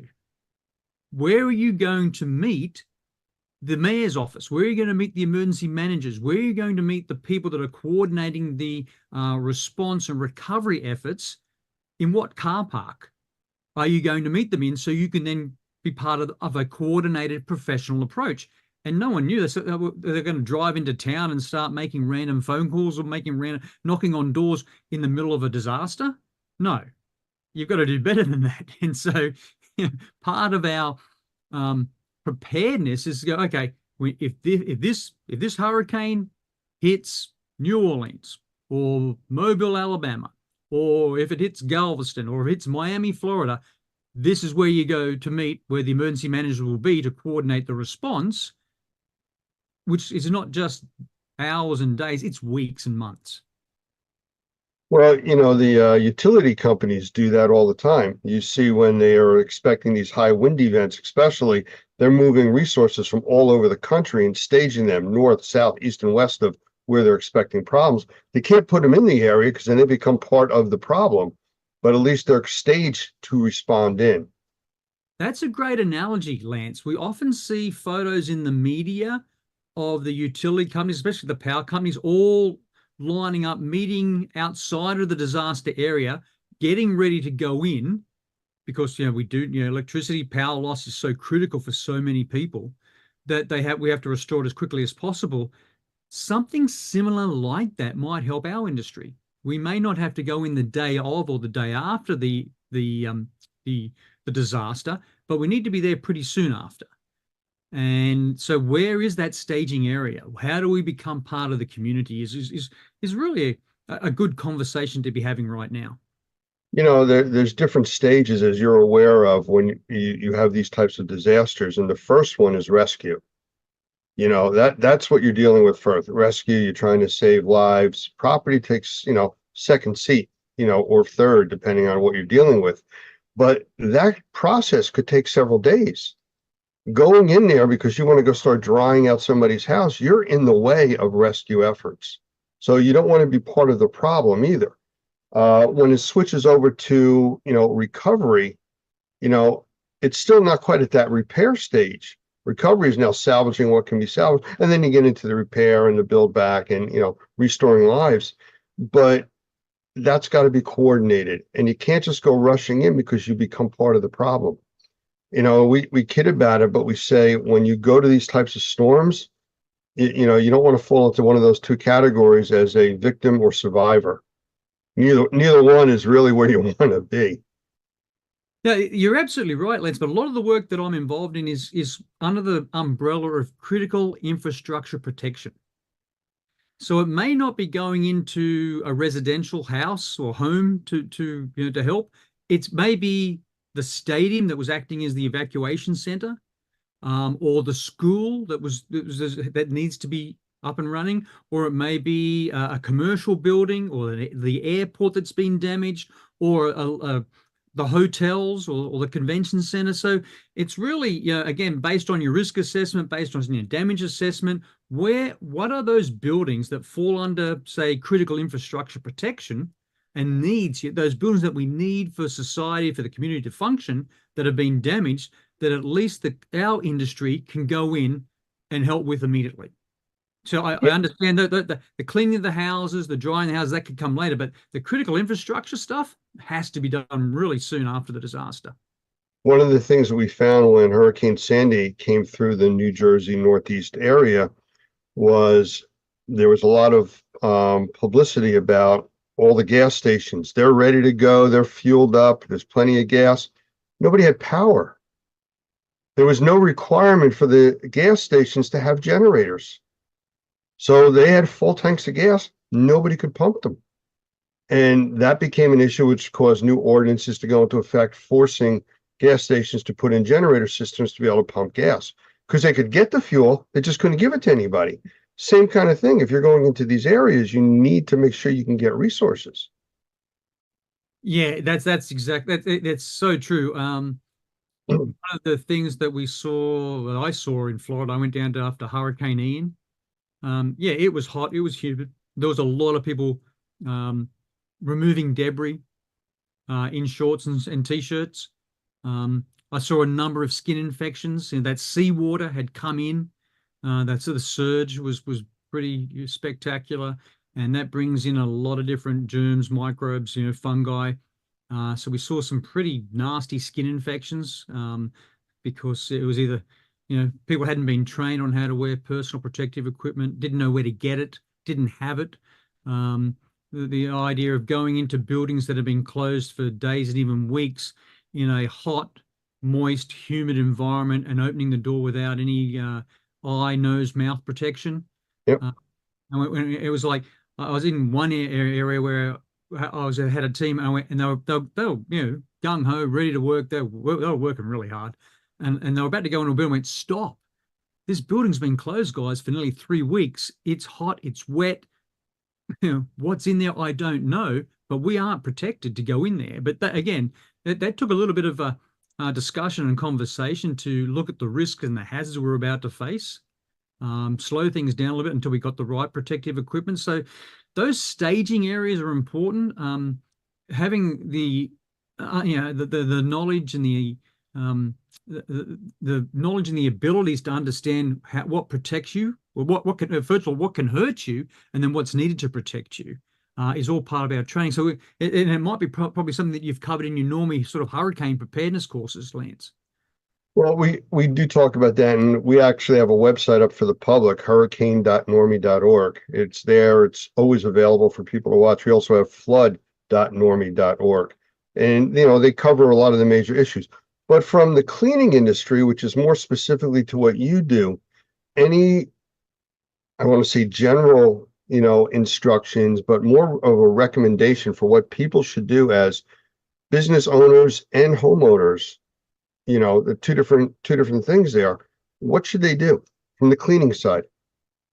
Right now, and this is something that I think both Normie and We Can Help at ISSA, is make those connections. Again, if you've been certified, you've got the proper training, knowledge, abilities. You follow the standards like the IRCRC standards. You follow the training like Normie provides or ISSA provides. If we know that you're trained and what you do is professional, then we're more than willing to help make those connections at the local emergency management agency level, the mayor's office, as well as the emergency management agency, to start creating those that awareness that's lacking at the moment. As I said, I've seen some great examples where I was doing exercises, tabletops and drills in the last couple of months, and there were cleaning professionals at those exercises. That's really unusual for me. They usually don't turn up. They're not invited. And I'm starting to see them become invited, Lance. And that then leads to that when the tornado hits, severe thunderstorm, or the hurricane hits, at least those decision makers in the community have a list of trained, professional, credible cleaning industry professionals. And that's what we can do right now. It's June.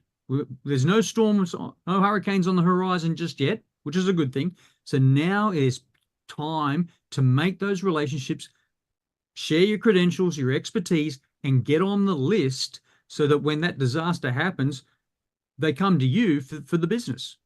Absolutely. And we have our Normie Pro site where people can locate Normie members throughout the country. But I want to just mention something to the general public that, would be seeing what we're talking about now. Quite often when these major disasters happen, especially in the states that have licensing regulations and things for people that are allowed to do this type of recovery work, sometimes they get overwhelmed in these states and they suspend the licensing laws and they let any contractors come in and do this kind of work. Then it becomes the responsibility of the homeowner, the business owner, to make sure these people are trained. To your point, who are you trained by? Look, then go Google them, make sure it's a reputable organization, because anybody with a pickup truck and a bucket doesn't become a cleaner and a remediator overnight. There's training, there's experience, there's working, kind of in a learning process that you must go through to know how to handle this stuff and safely. And that's what's so critical, Lance. Drying a building is based on scientific principles. There's so many different surfaces, substances, materials in that building that you have to use science to dry them properly and safely so that people can go back and live in them safely and healthy and be healthy. Mold remediation is based on scientific principles. Again, so as you correctly said, we have seen in the past relaxation of the licensing requirements because there's a need for a surge. That's not good for the industry.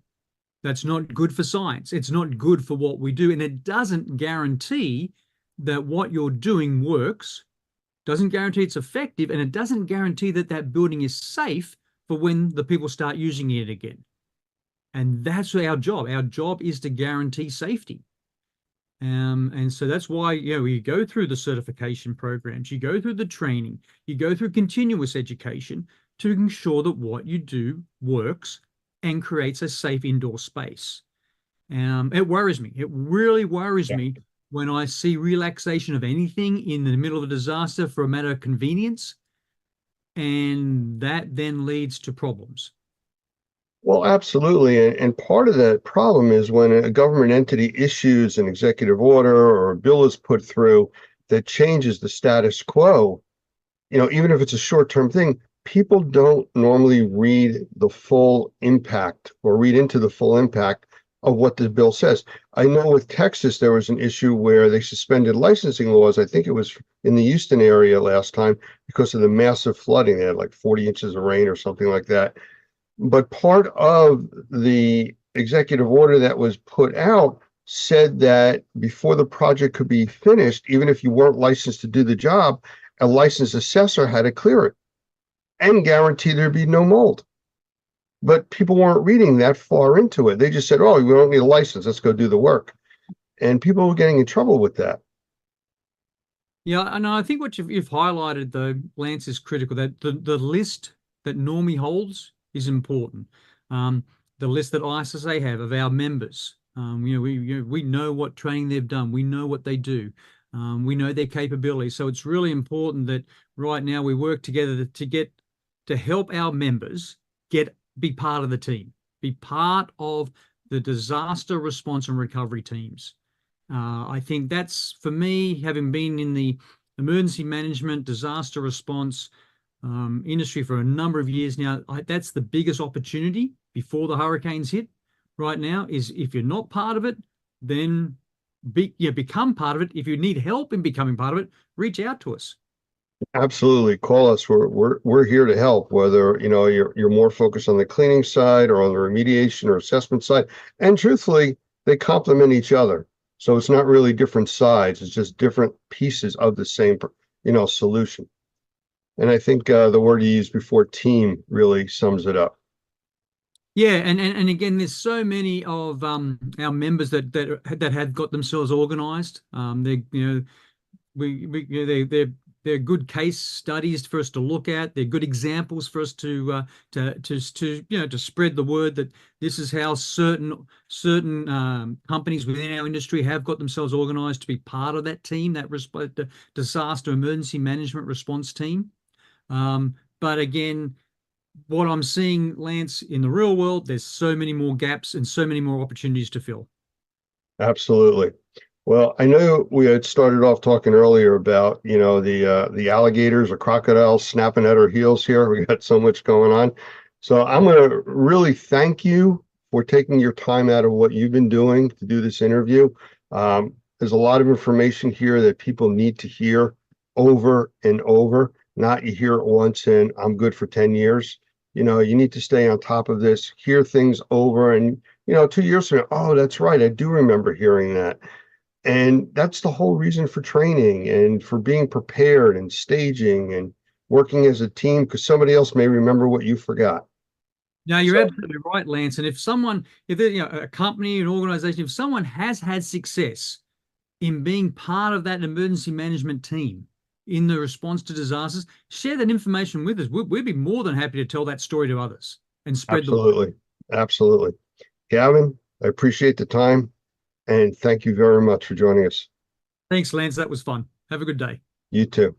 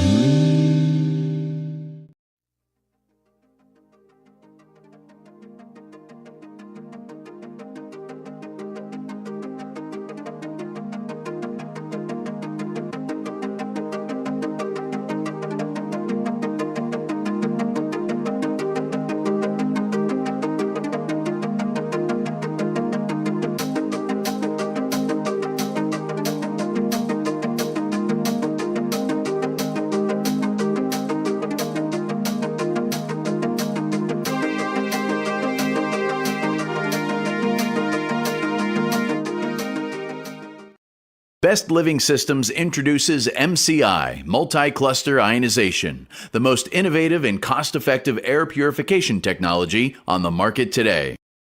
The trademarked MCI, multi-cluster ionization, was first introduced at the 2014 ASHRAE show, where it was recognized by industry experts with an honorable mention as an innovative technology. How does it work? Utilizing multiple components in a synergistic way produces a clustered bipolar ion capable of annihilating microbes in the air and on surfaces. IAQ professionals are very familiar with the UVC germicidal wavelength, as it is combined with a multimetallic, multifaceted hydrophilic target plate to proactively produce an increased number of hydroxyls throughout the airstream.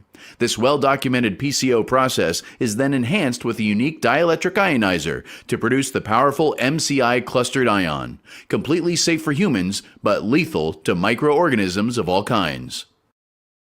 Airborne contaminants like microscopic dust particles, mold spores, dead skin, pollen, and other allergens are attracted to but then destroyed by the power of the clustered ion. Testing data has shown a significant reduction in all airborne contaminants, including VOCs, biologicals, odors, and particulates. Contact transmission and contamination on the surfaces we touch can now be controlled with the implementation of the trademarked MCI technology. Pathogens on surfaces get zapped with the highly charged clustered ion. The benefit of surfaces being sanitized with MCI is long-lasting and actually creates an environment where contaminants being transferred to that surface are immediately destroyed, leaving the surfaces constantly cleaned and sanitized. The trademarked MCI multi-cluster ionization technology is incorporated in an array of air purification products offered by Best Living Systems, including HVAC probes for plenums and plug-and-play standalones for large or small areas. MCI, for people who like to breathe.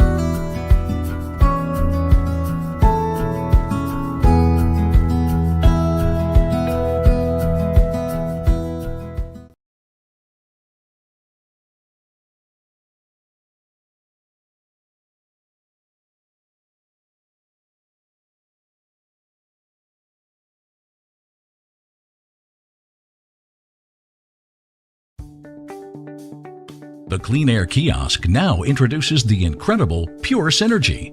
Utilizing the trademarked MCI multi-cluster ionization surface cleaning technology, this powerful unit cleanses the air and surfaces while running 24/7. From a central location in your home, the Pure Synergy proactively cleans a volume of air up to 22,000 cubic feet.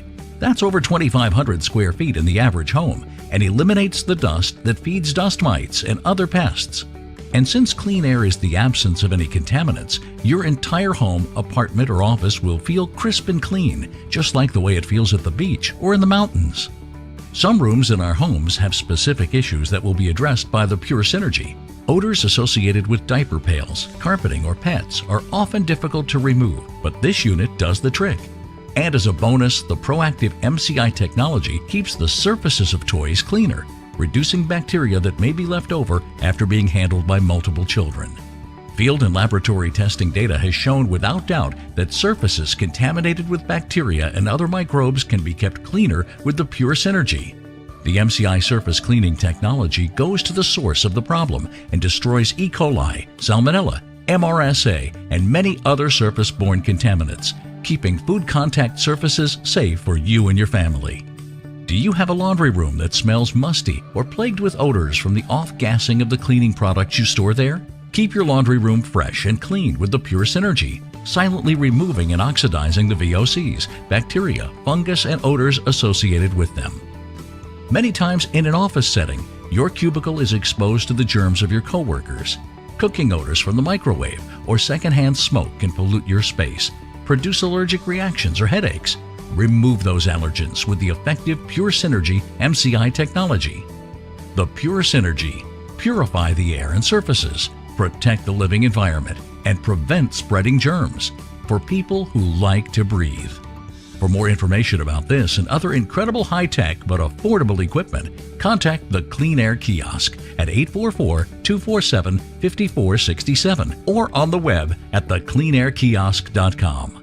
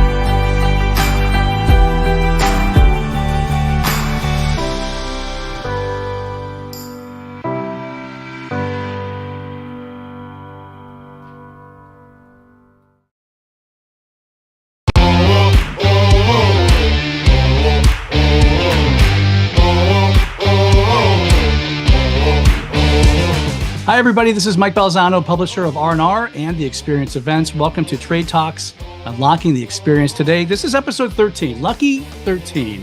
We have a guest today who's no stranger to the experience. He's been a leader at this event in our industry for a long time. He's a husband. He's a father, a leader. He's a marketer, a cleaning expert, a salesman, a spokesman, an avid photographer, a bear and wildlife aficionado. We'll talk about that in a little bit for sure. Okay. He is a proud Colorado Buffalo. He is a veteran of the experience. And he's the vice president of marketing of HydroMaster. Of course, it's Mr. Doyle Bloss. Welcome, Doyle. Thank you, Michael. I appreciate that introduction. I looked at some of the previous people that you guys signed up for this series of podcasts, and it's fun because they're a lot of fun people. But I also feel honored just to be mentioned in the same sentence as some of these folks, because they've all given a lot for the industry and to help build a unique experience as it goes, a unique opportunity for the entire industry to come together at an event. And it's exciting to be a part of that, because there was a time when the industry couldn't get together nationally. It just wasn't possible. There were too many organizations in too many places. So we'll talk more about that later. Yes, I am a proud Colorado Buffalo. Yes, indeed. And for those of you who don't like Coach Prime, I just have this to tell you. I indoctrinated both my sons into the Colorado Buffaloes. Neither one of them ended up going to school there, but they both live and bleed the Colorado Buffaloes like I do. And they're both in their 20s, and they've never seen anything. We've been lousy their entire lives. So we're hopeful Coach Prime gets us where we want to go. So we're excited about that. And yeah, I am a Colorado native, went to school at the University of Colorado, and my heart's in Colorado. But if you haven't looked there lately, the prices are in Colorado are about equal to the West Coast. So it's not a cheap place to live anymore. No, that's a lot. And actually, that first answer was wonderful, Doyle, because I was going to say, thank you for saying the nice things about this podcast. The real secret is, yeah, they're great people I've been having on, but this is my first time doing this. So I'm looking at my favorite personalities in the industry, so I could just sit here and smile and let you do all the work. And it's working so far. Good. So, we almost moved to Colorado, actually. We're down in Naples, Florida now.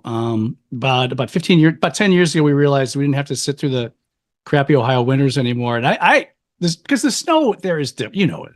You get a foot of snow in an hour, and then it's sunny for 3 days, and it's just beautiful. We have another event we run there. I go every year. I'm really flattered. I just love being there. with the clear air. Yeah, and people make fun. People keep asking me, "Why did you move to a little town in Kansas?"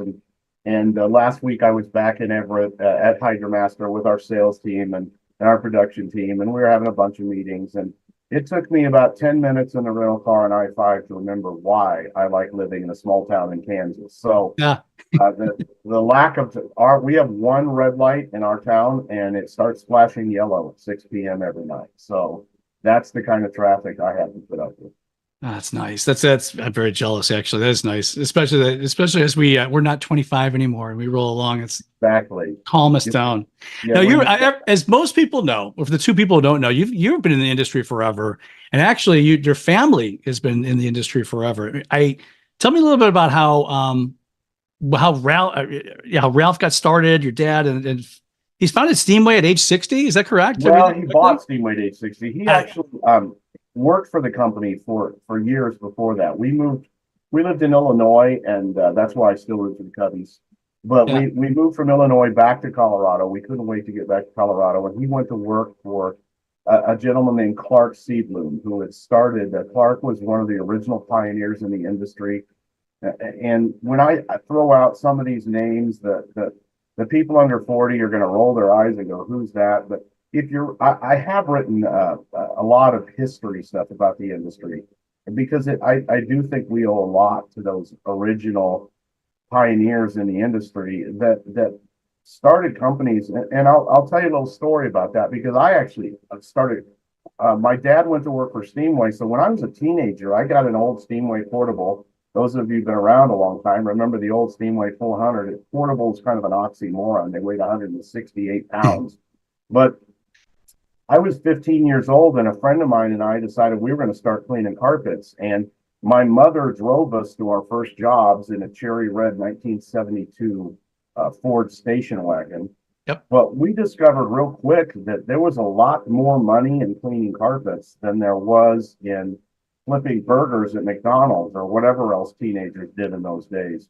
So we started a carpet cleaning business, and I've heard a lot of the great stories about how people originally got in the industry, but one of the ones that I like to tell is I've been cleaning carpets for about a year, and we got a job to clean my dentist's office, and it was a 3-story building. So my friend and I that were running a carpet cleaning business, we figured if we could clean the carpets in a 3-story building, we could probably retire after that. I mean, this job, the numbers were so big, and it's probably a $2,000 job, but we thought this was it. And so we started cleaning the carpet. And of course, it's in the middle of the night when they're closed. And about 2 hours after we started, we were so proud of the route, the how fast we were going and how clean, how good the carpet looked. But we looked back over the carpet, and there weren't ripples in the carpet. There were waves. And I'm talking about knee-high waves in the carpet. And back then, there wasn't ICRC schools. There certainly wasn't the internet. There wasn't people you could call to learn, what's happening and what should you do. The only person that I knew that I could call for help was my dad. Mm-hmm. And, my dad had a reputation of being this very kind soul. I have to tell you, he wasn't very kind that night, because I couldn't get him to quit laughing, because I really thought my life was over. I envisioned that I was going to be indebted to the owner of this building for the rest of my life, trying to buy them new carpet. And finally, in between my dad's chuckles, he finally spit out, "Let it dry, it'll go back down." And he was right. Of course it did, and it looked good, and nobody but my friend and I that were cleaning it ever even knew that happened. But for a while, I really did think my life was open. And I know a lot of my friends that were back in the industry in the 70s cleaning carpets can relate to that story, because there was just a lot of stuff going on then in terms of the backings and the types of carpet fibers, and just a general lack of knowledge. A lot of it was trial and error. That's kind of what you did sometimes, is you tried it and hoped that it went well. So we enjoyed that, but I ended up going off to college. I was going to be a CPA. That was my big goal. And so I went to the University of Colorado, but right when I graduated, my dad finally had the opportunity to buy Steamway from the original owner. And he was 60 years old at the time. So the bank asked him, you know how banks are, even to this day. They were polite about it, but they kind of said, you're getting up there in years, and you could kick off at any time. So could you get somebody to co-sign this loan?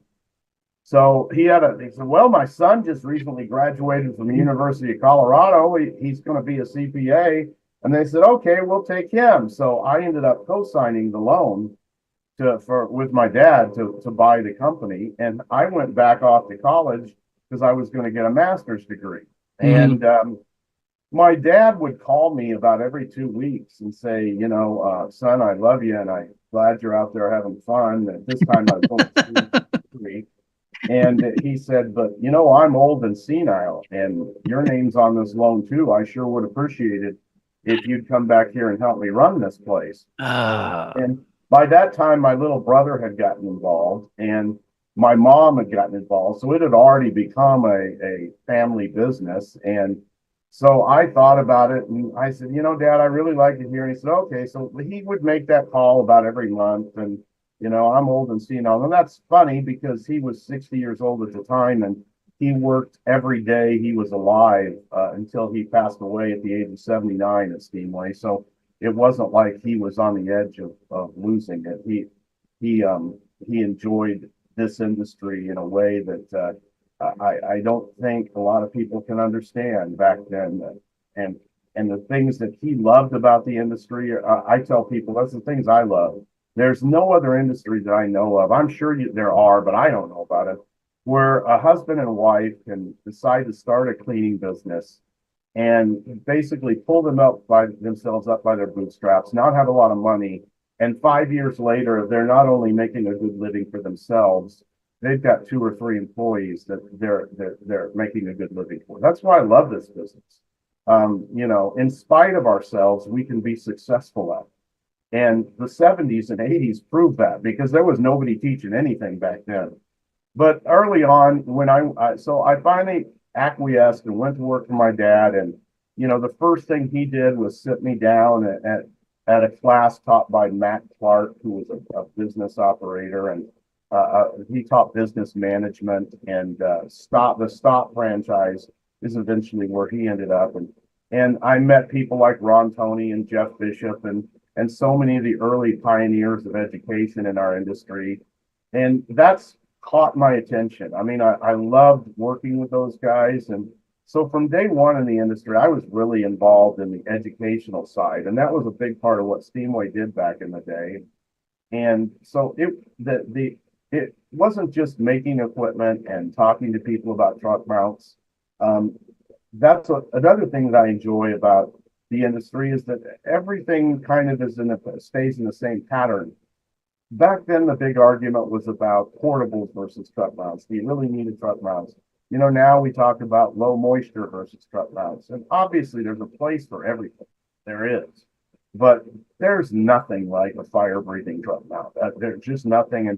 And people who try and explain them away just don't understand the science of cleaning. So obviously I've spent my entire life involved in the supply side of the business. In 2003, after we had sold the business, when you buy this, Mike, when you buy a family business, it's very difficult to make your own way.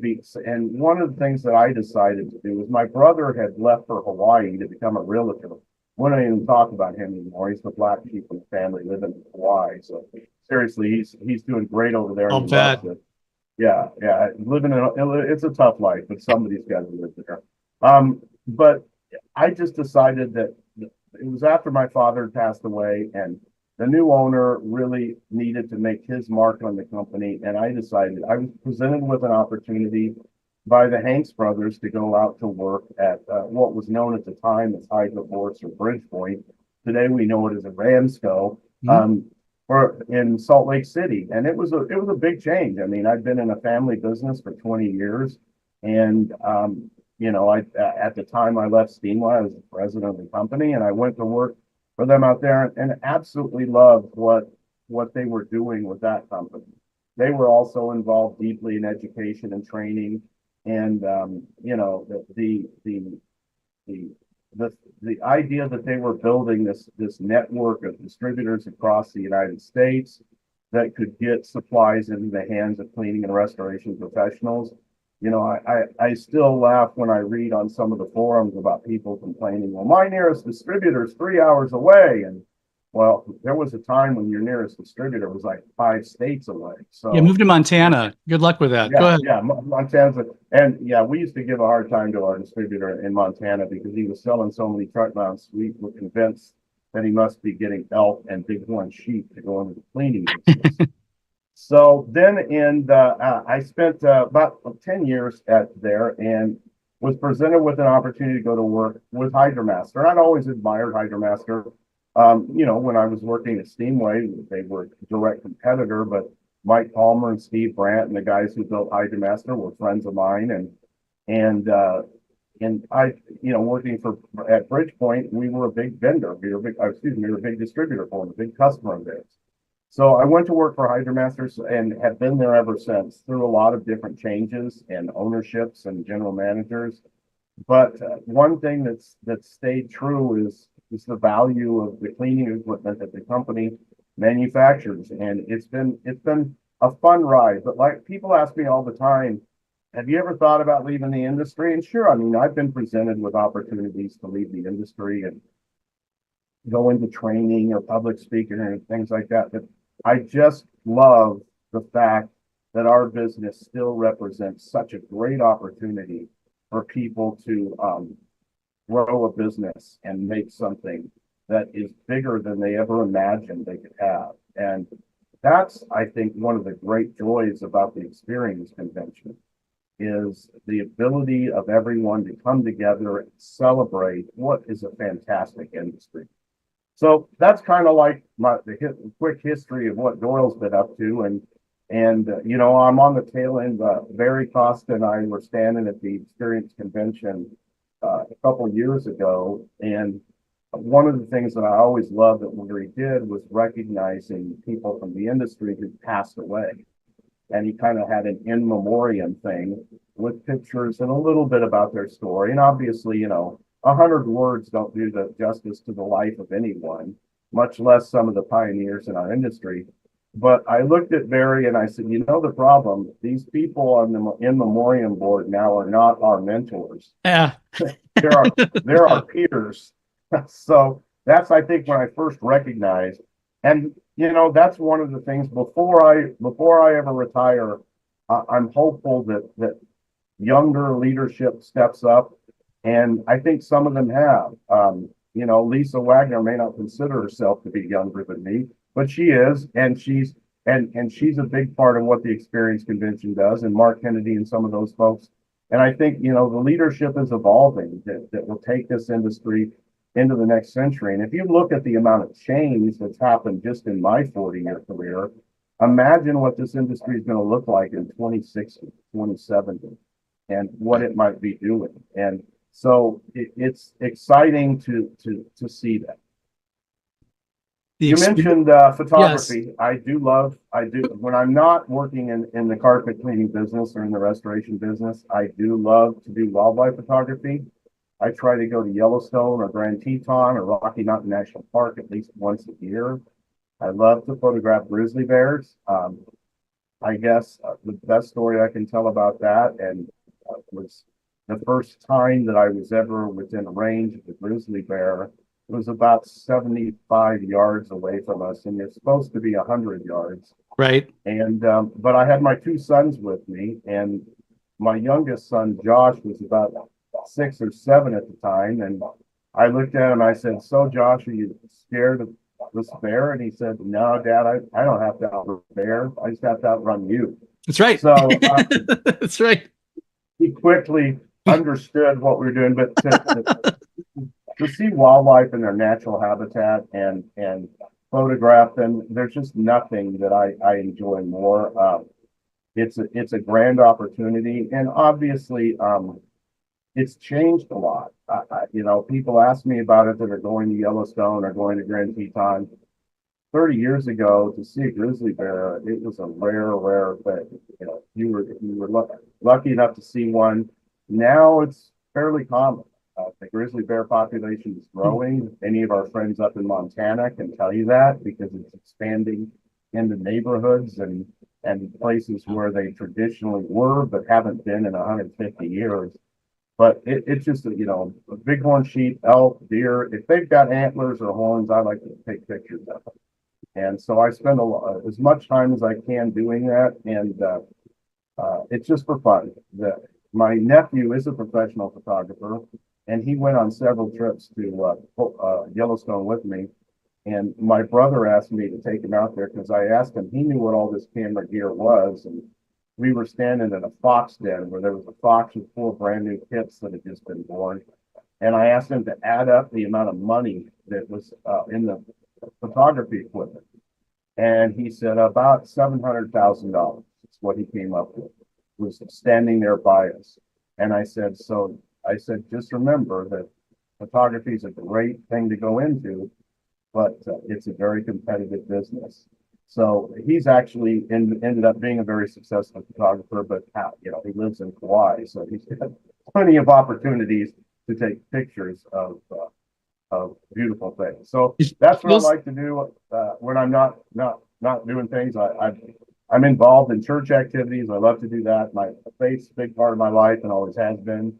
So I enjoy this industry and I enjoy the experience. So let's talk more about that. Well, I want to go real quick because you said some great things. I want to ask you some quick questions about first. You know, it's the 13th one we've done. Everybody, we drift into why did you get into the 2 answers. Well, number 1, we want to help people, which is true. And what you said is that it's an easy way to start the American dream.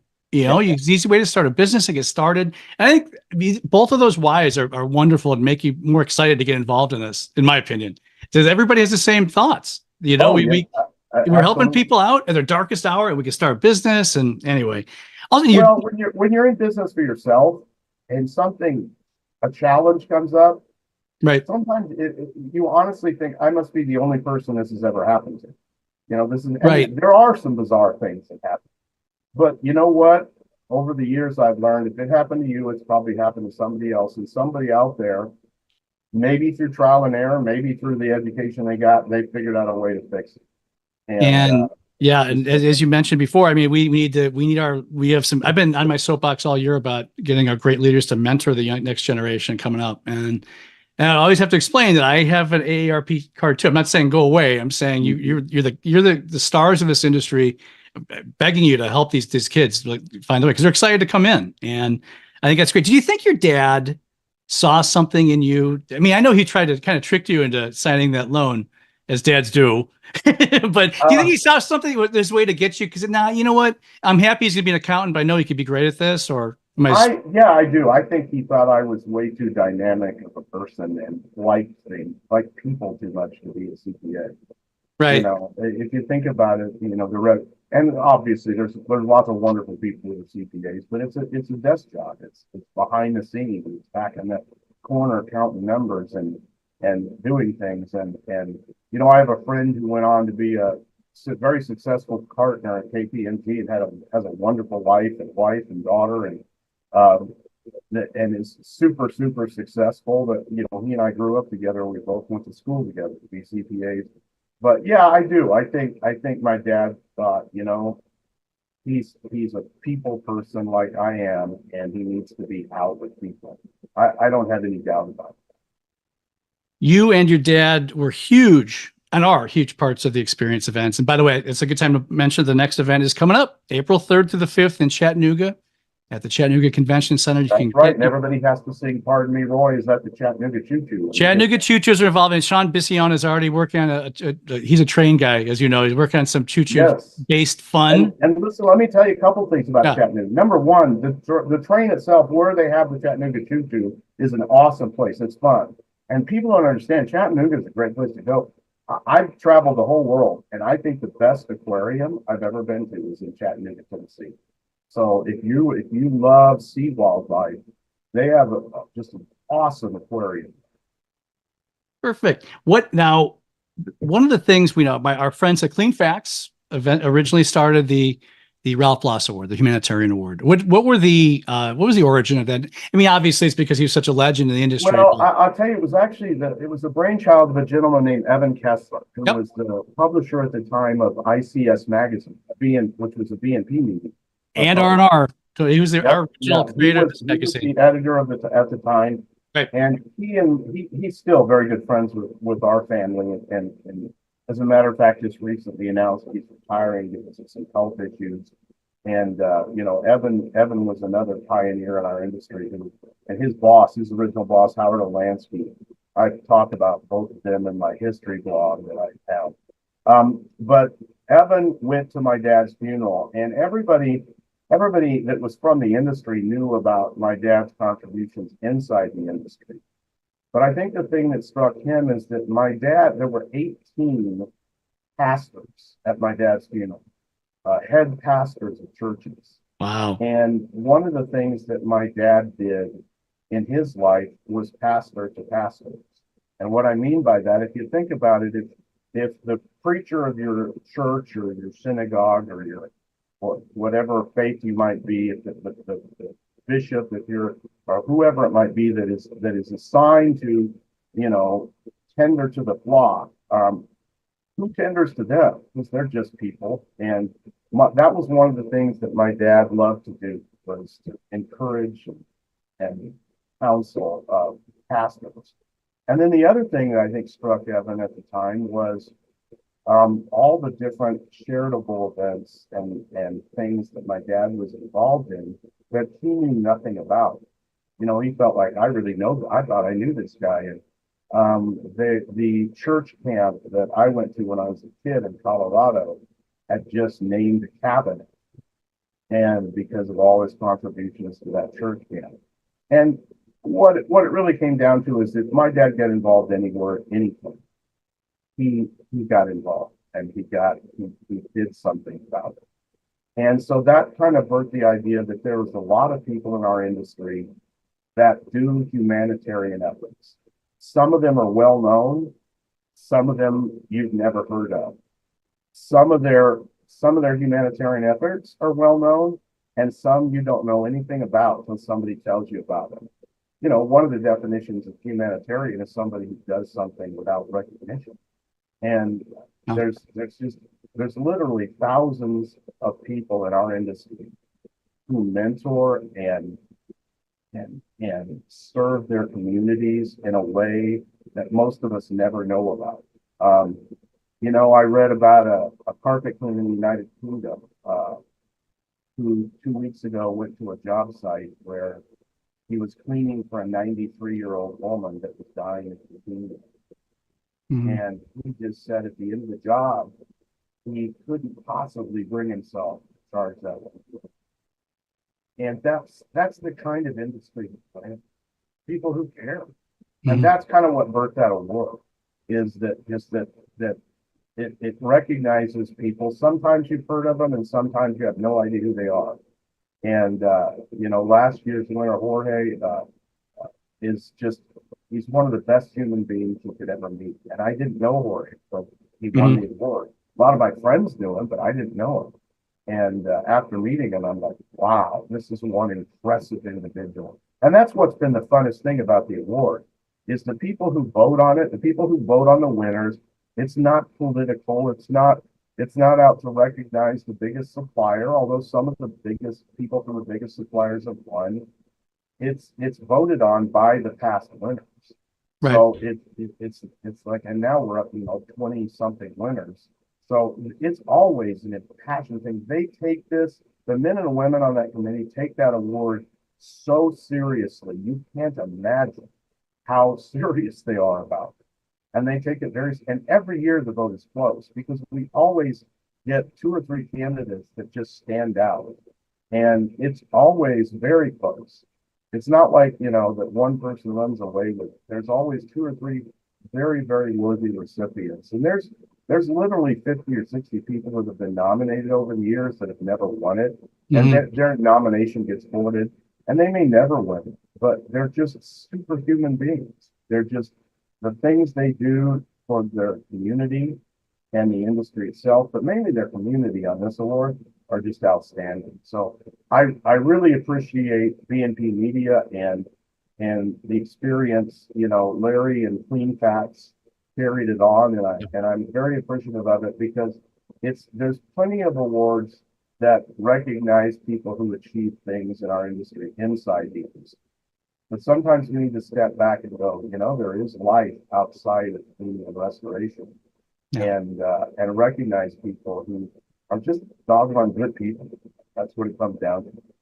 Just again, doing these 12 little interviews, I've learned everybody's got such a great, you peel the onion back. They're good people. Like what you just explained, Lisa Lavender owned an Arena Football League team. Lisa Kennedy went to go to school to study Russian studies when the USSR crumbled. It's like all these interesting things. And I'd imagine it's not just the 12 people I talked to. It's an industry-wide phenomenon. The Ralph Bloss Humanitarian Award is such a big deal at our event every year. And I'm so glad that we're still doing it. And what was the first time you went to the experience? Well, that's a great question, Mike. The truth is that if you go back in time, before the connections and then what became the Experience Convention, there were 13 different trade associations, regional trade associations around the country that held their own events. And I feel fortunate that when I was traveling young in my career, I did get to go to a lot of those events because I've met people at MSPCA and NEIRC and SCRT and CFI and CCI&W and PRCA, and I could go on with the alphabet soup, but the people that I met, just tremendous people. But the truth is that their events were local. And at the time, every manufacturer, there weren't a lot, the restoration industry wasn't nearly as developed then as it is now. Now if you have a restoration event, you've got consultants, you've got software, you've got all kinds of detection equipment, computer, you name it that has an interest in our industry. Back then it was people who made air movers and dehumidifiers and people who made truck mounts and portables and chemicals. And that's really all there was. And so you'd go to these regional events and, there might be 150 people there. I always tell my favorite story is my dad went to a trade show in Tulsa, Oklahoma. Now, if I'm going to plan a trade show, Tulsa, Oklahoma is destination that I would think of. But actually, I'm kidding it. But I love Tulsa. I live near Tulsa. Right, I understood. Yeah, I don't want to insult all my friends in Tulsa, but I think they would admit that nobody goes to Tulsa on vacation. But there were 54 exhibitors, and the attendance was 27. 27 people came to the show. But my dad, the ever optimistic, I said, so how do you? Oh, it's great. It's fantastic. We've made lots of good connections. That was my father. There was never an event where we didn't meet somebody who was going to be an integral part of the future of our company. And that was his optimism. That was always the way he looked at it. But as you can tell, those events were expensive for the vendors. They weren't well attended. Generally, you were talking to people who, you and I talked about this, Mike. Who do I want to meet at a trade show? I want to see all my friends. I want to see all my customers. But to make it financially beneficial, I need to meet some people I've never met before who are newer to the industry and they haven't been in it 25 years and they've been using this brand of truck mount since the beginning and they're happy with it. I need to meet some new people. And so all you met were the same friends. But the bigger part of it was that because there were so many small regional events, there was never an opportunity for the industry to get together as one group. And so all the trade associations came together and Larry Cooper birthed the idea of, at the time it was called Connections. And it started, I remember I've been to every single experience event except one since its inception. And it started out, it wasn't a great success at the beginning, but it wasn't a flop either. It went really well because the industry was clamoring for a national event. And obviously, over the years, it became immediately obvious that in spite of what some of us think of Las Vegas, that is the place to go. That's where people go. You'll, Um, yeah. but I feel exactly the same way, by the way. Go ahead. it's, I like to tell the story. The first time my wife went there with me, driving out of town, and he kept turning around as we were driving away from Las Vegas. And I said, honey, what are you doing? She says, I'm looking for the pillar of salt shaped as Lot's wife. That's Now, some of you will get that joke, and some of you have no idea what that means. But anyway, that's Las Vegas. But it's obviously a destination. There's so much to do there. But also that there have been many other successful East Coast events. You know, you and I were talking about Clearwater Beach and what a great place that was. And that outgrew the facility that the event was in. You know, I think everybody gets, why'd they ever move it from that? Because it couldn't hold it anymore. We got too big. It got big. So the first events were fairly successful, but as you know, this industry is full of organizations, and I don't mean this to sound bad. It's not. They have an agenda that has to do with them, and so there were some groups that never did join the experience. Some trade associations, some franchises, obviously, that never joined the experience, but it became the go-to national event, and it really did. And I know that, you know, every year, and especially Mike, now that you're the person running the show, you're going to hear from people who are disappointed in this and disappointed in that. And what, you know, it's nothing but, you know, you'll hear complaints. But let me tell you, if you haven't been around a while, you don't have the ability to learn from history.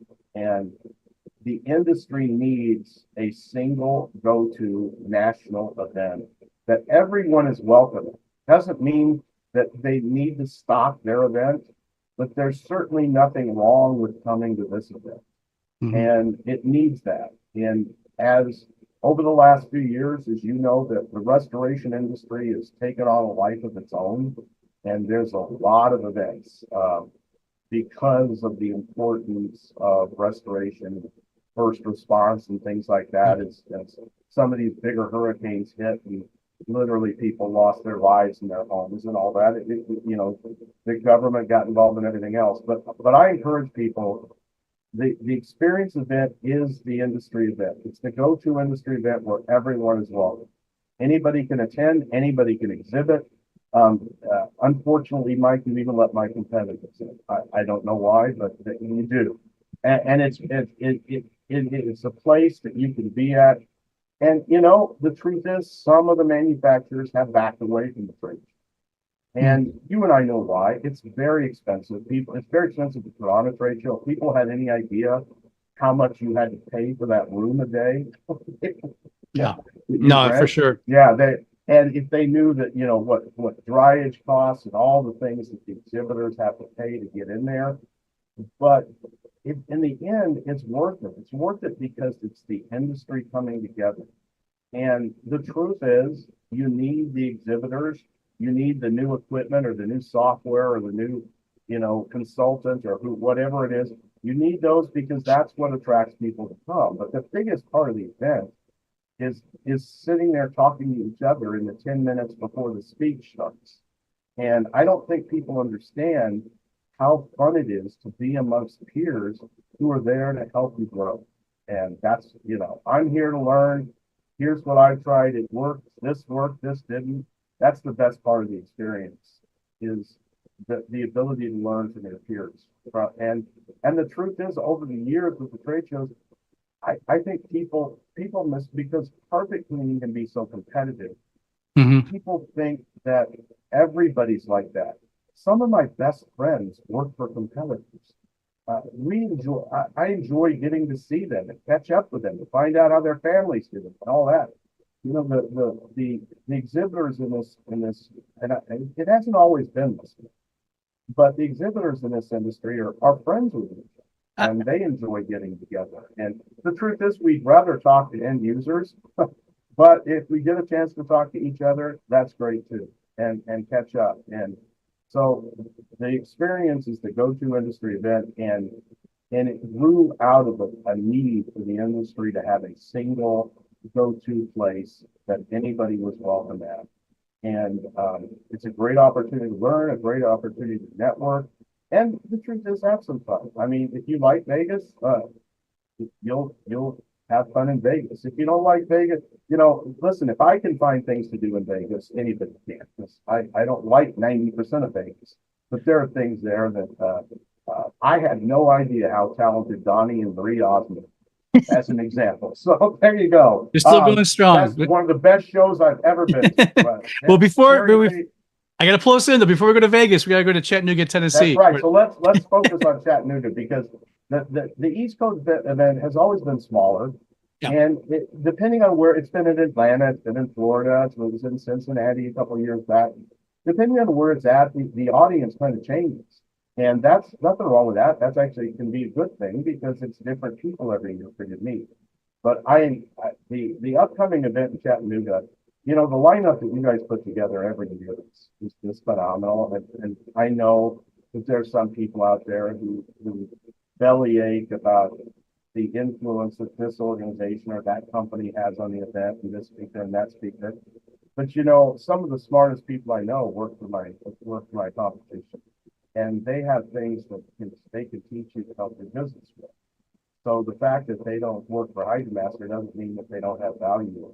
It means that they do. There's a lot of value in what they have to say. So the people that are there, and you've been interviewed, the Barry Costas and the Sean DeSales and Lisa Wagner's and Mark Kennedy's and on, and Chuck Viola, you've got this. Chuck and I think we're the first two people in the industry who actually taught somebody, how to do cost analysis. And he's made a business out of it, and it just does a tremendous job. And on and on and on. I can't name everybody, but the show that you put together in Chattanooga is one that people would be crazy if they didn't consider going, especially if they're in the eastern half of the United States and they're not Vegas fans. If there's a lot of people out there that aren't Vegas. If you're not a Vegas fan, then go to Chattanooga. That's right. Chattanooga's about as the opposite of Vegas as you can get. And we'll all go out and get grits and have a good time. There's nothing wrong with that. Absolutely. I've always said, Larry, he didn't name this the experience by chance. He wants everybody to have fun, have an experience, have a good time. But you're right. I mean, the hands-on is what brings a lot of attendees, and those attendees are the ones who are going to buy your products. And that's the whole point of it. One final thing I want to throw out there, you triggered something that I was thinking about in another podcast about what I learned during COVID. And I think we can all agree on this. I dare to say, is that you got to be with people. We were without absolutely. people for a couple of years, and bad stuff happened all over the place. We're still suffering from the case. And so I agree with that. getting to expos and coming out and seeing your friends and your competitors. And I also said, it's funny you mentioned about your competitors. I mean, Tom Brady and Peyton Manning are best friends now. That didn't mean they want to beat each other's brains in when they played. That's okay. It's American competition. That's okay. So this is great. By the way, Doyle and HydroMaster are going to be exhibiting in Chattanooga. And please make plans to join us and attend the experience April 3rd through the 5th. You can register through our website, rnrmagonline.com. You could find this in all R&R videos and podcasts on YouTube, Apple, Spotify. Please follow us if you haven't already, and feel free to leave a quick review. And also, please follow us on Facebook, LinkedIn, and Twitter. A very special thank you to our guest, the one and only Doyle Bloss. This is Trade Talks, Unlocking the Experience. Thank you for joining us. We look forward to seeing you again next week. Thanks, Doyle.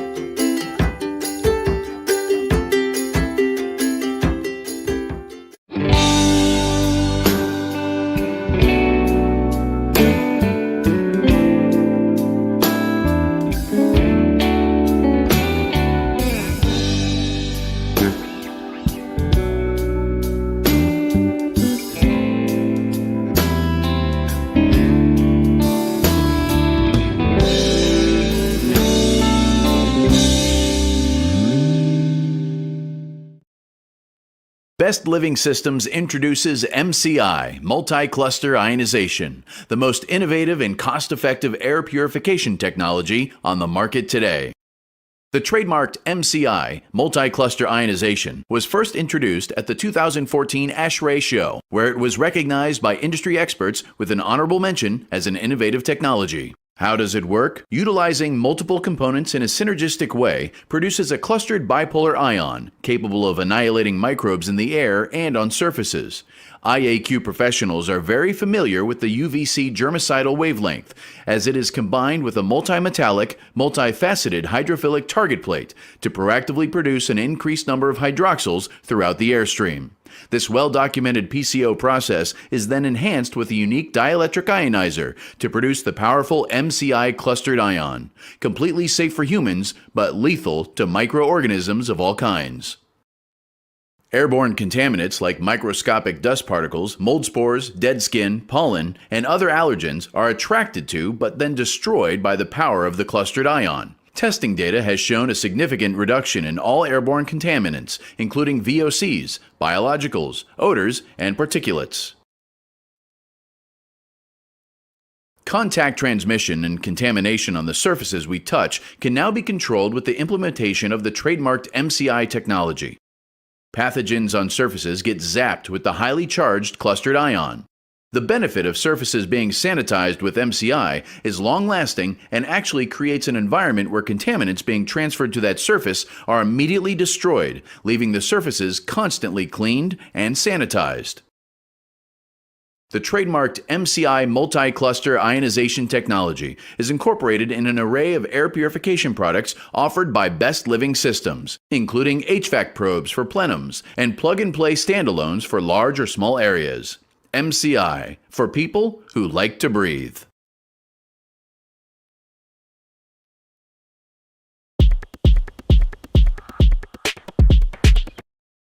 So at this time, I'm pleased to welcome Dr. Gavin McGregor-Skinner, the Senior Director of GBAC, a division of ISSA, and Doug Hoffman, the Executive Director of NORMI. Gentlemen, welcome. Thank you. Good to see you. Hi, Jeff. So we're going to talk about training. We're going to talk about issues in the industry. We're going to talk about the weather. We're going to talk about solutions. So to start it off, Gavin, why don't you tell us a little bit about what you're thinking here? What is it that the industry needs to know right now? That it takes a team to be successful, Jeff. And at the moment, we've got wonderful people doing very important activities when it comes to capacity building, certification, training. But when we go into action, when we have to go live with this, we go off full operational, we are all over the place. We're scattered. And so we're working with ISSA and NORMI now Alliance, with Doug and myself and many others involved. It's trying to bring some cohesion to all the islands of excellence that we have out there right now, especially when it comes to responding to disasters like we've just seen with the hurricane down south. You're telling me, Gavin, that there's a collaboration here happening with ISSA and NORMI? Yeah, so through the ISSA NORMI Alliance, Jeff, we've been working pretty diligently and being very focused on how to do better for the industry. And you just have to look what's out there in the media right now on all the discussions that emergency managements at the local level, the mayors have, and then go back to social media where it's going, hey, I need this humidifier delivered here. I've just run out of PPE. I have no more gloves. And you go, oh, hang on, guys, we should be more professional than that. We should be better organized than that. That sounds like a good idea to serve people, to help.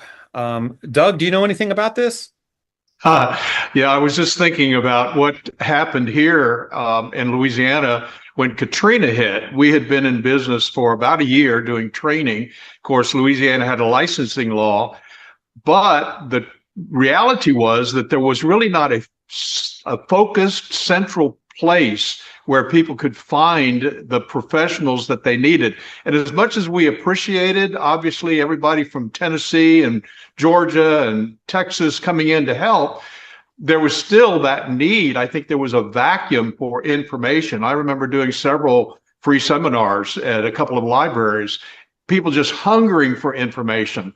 And I think that's the idea here is how do we focus our energies into really helping these folks and helping them in a way that they're not going to pay the price years from now because maybe they had the work done incorrectly.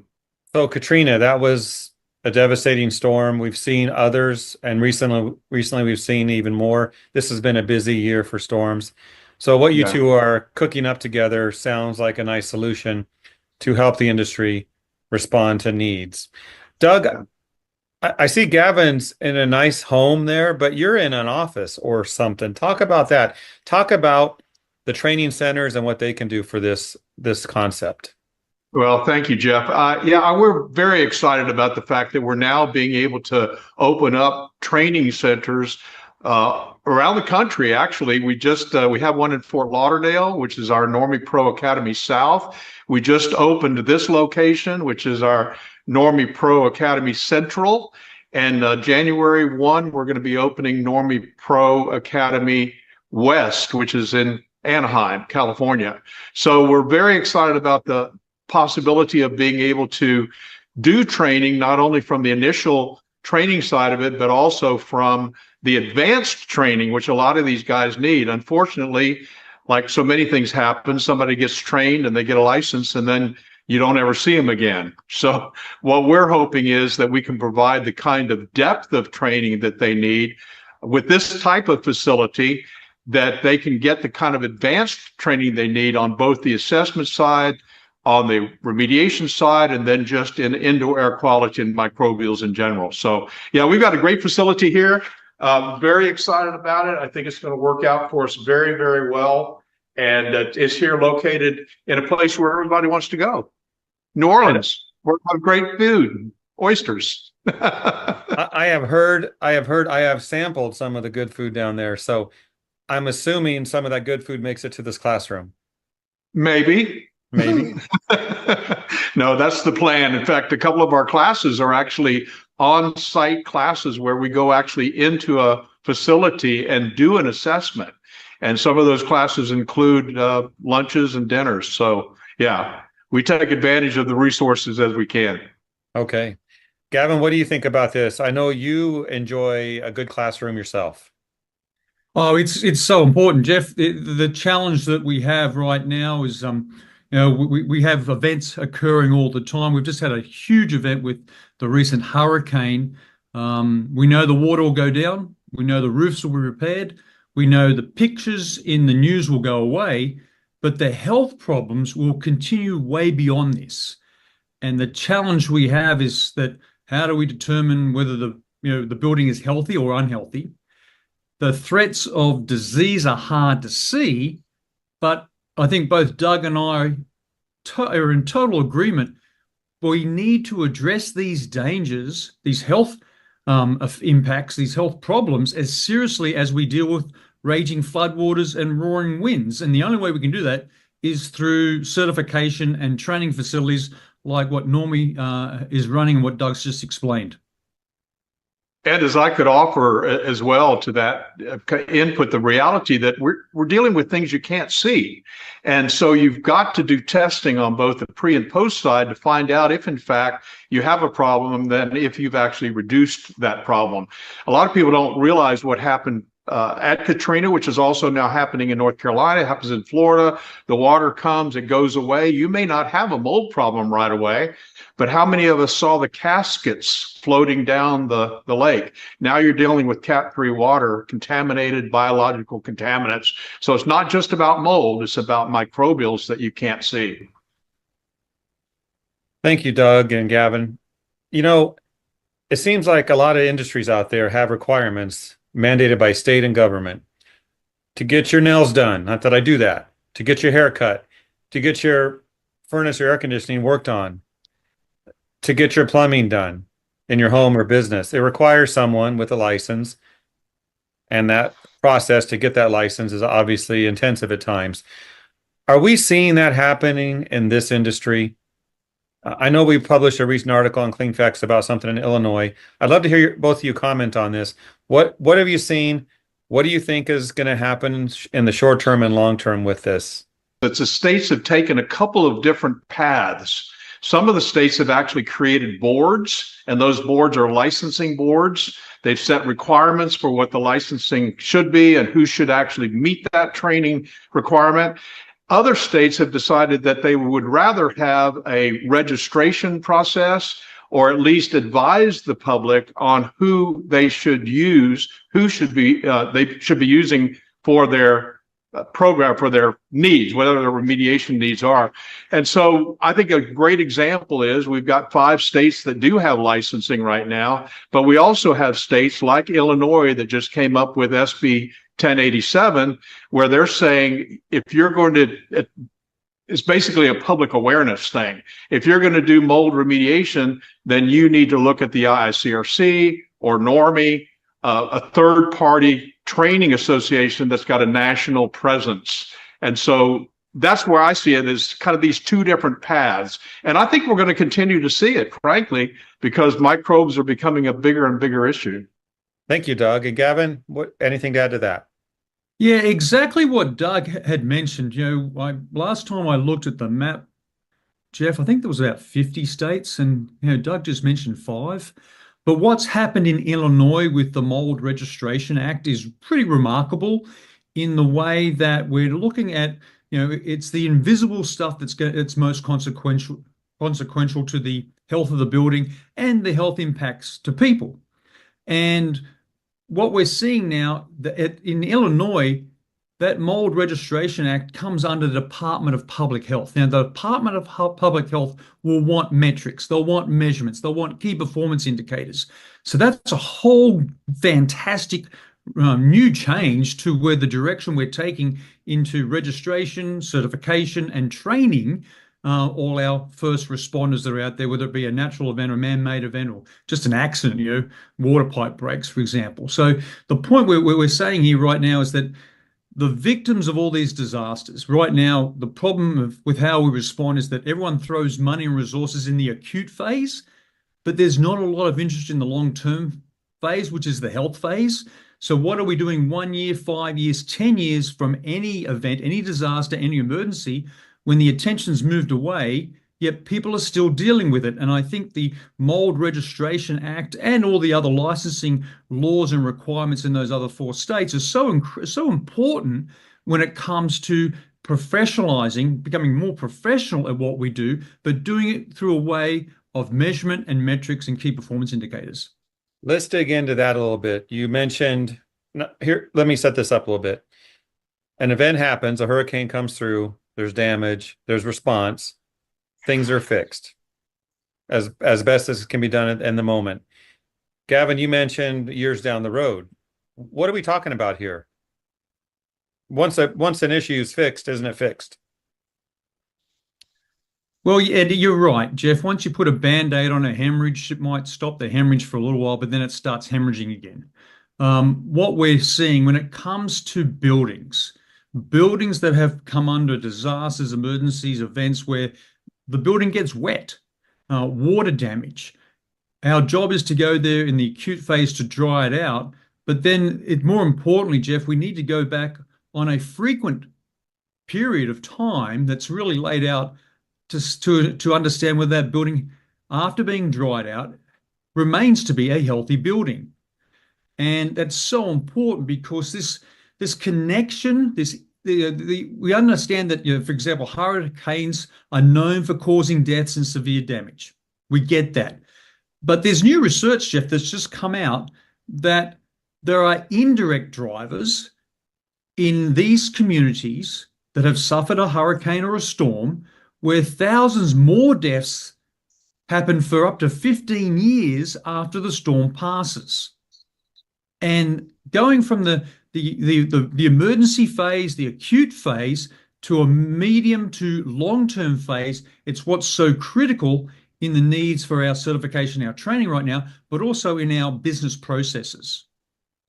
Can I just point out something I think that's really reminds me of kind of where we are, what you're talking about, Gavin, is remember 9/11? How many years after 9/11 were people dealing with health effects as a result of them being in those contaminated environments? And I think, yes, you're correct. You can fix the problem. Everything looks great.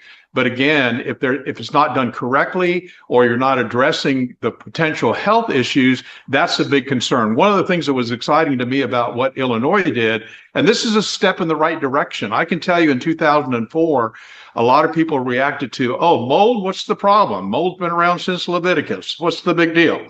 And yet now what's happening, which I'm excited about,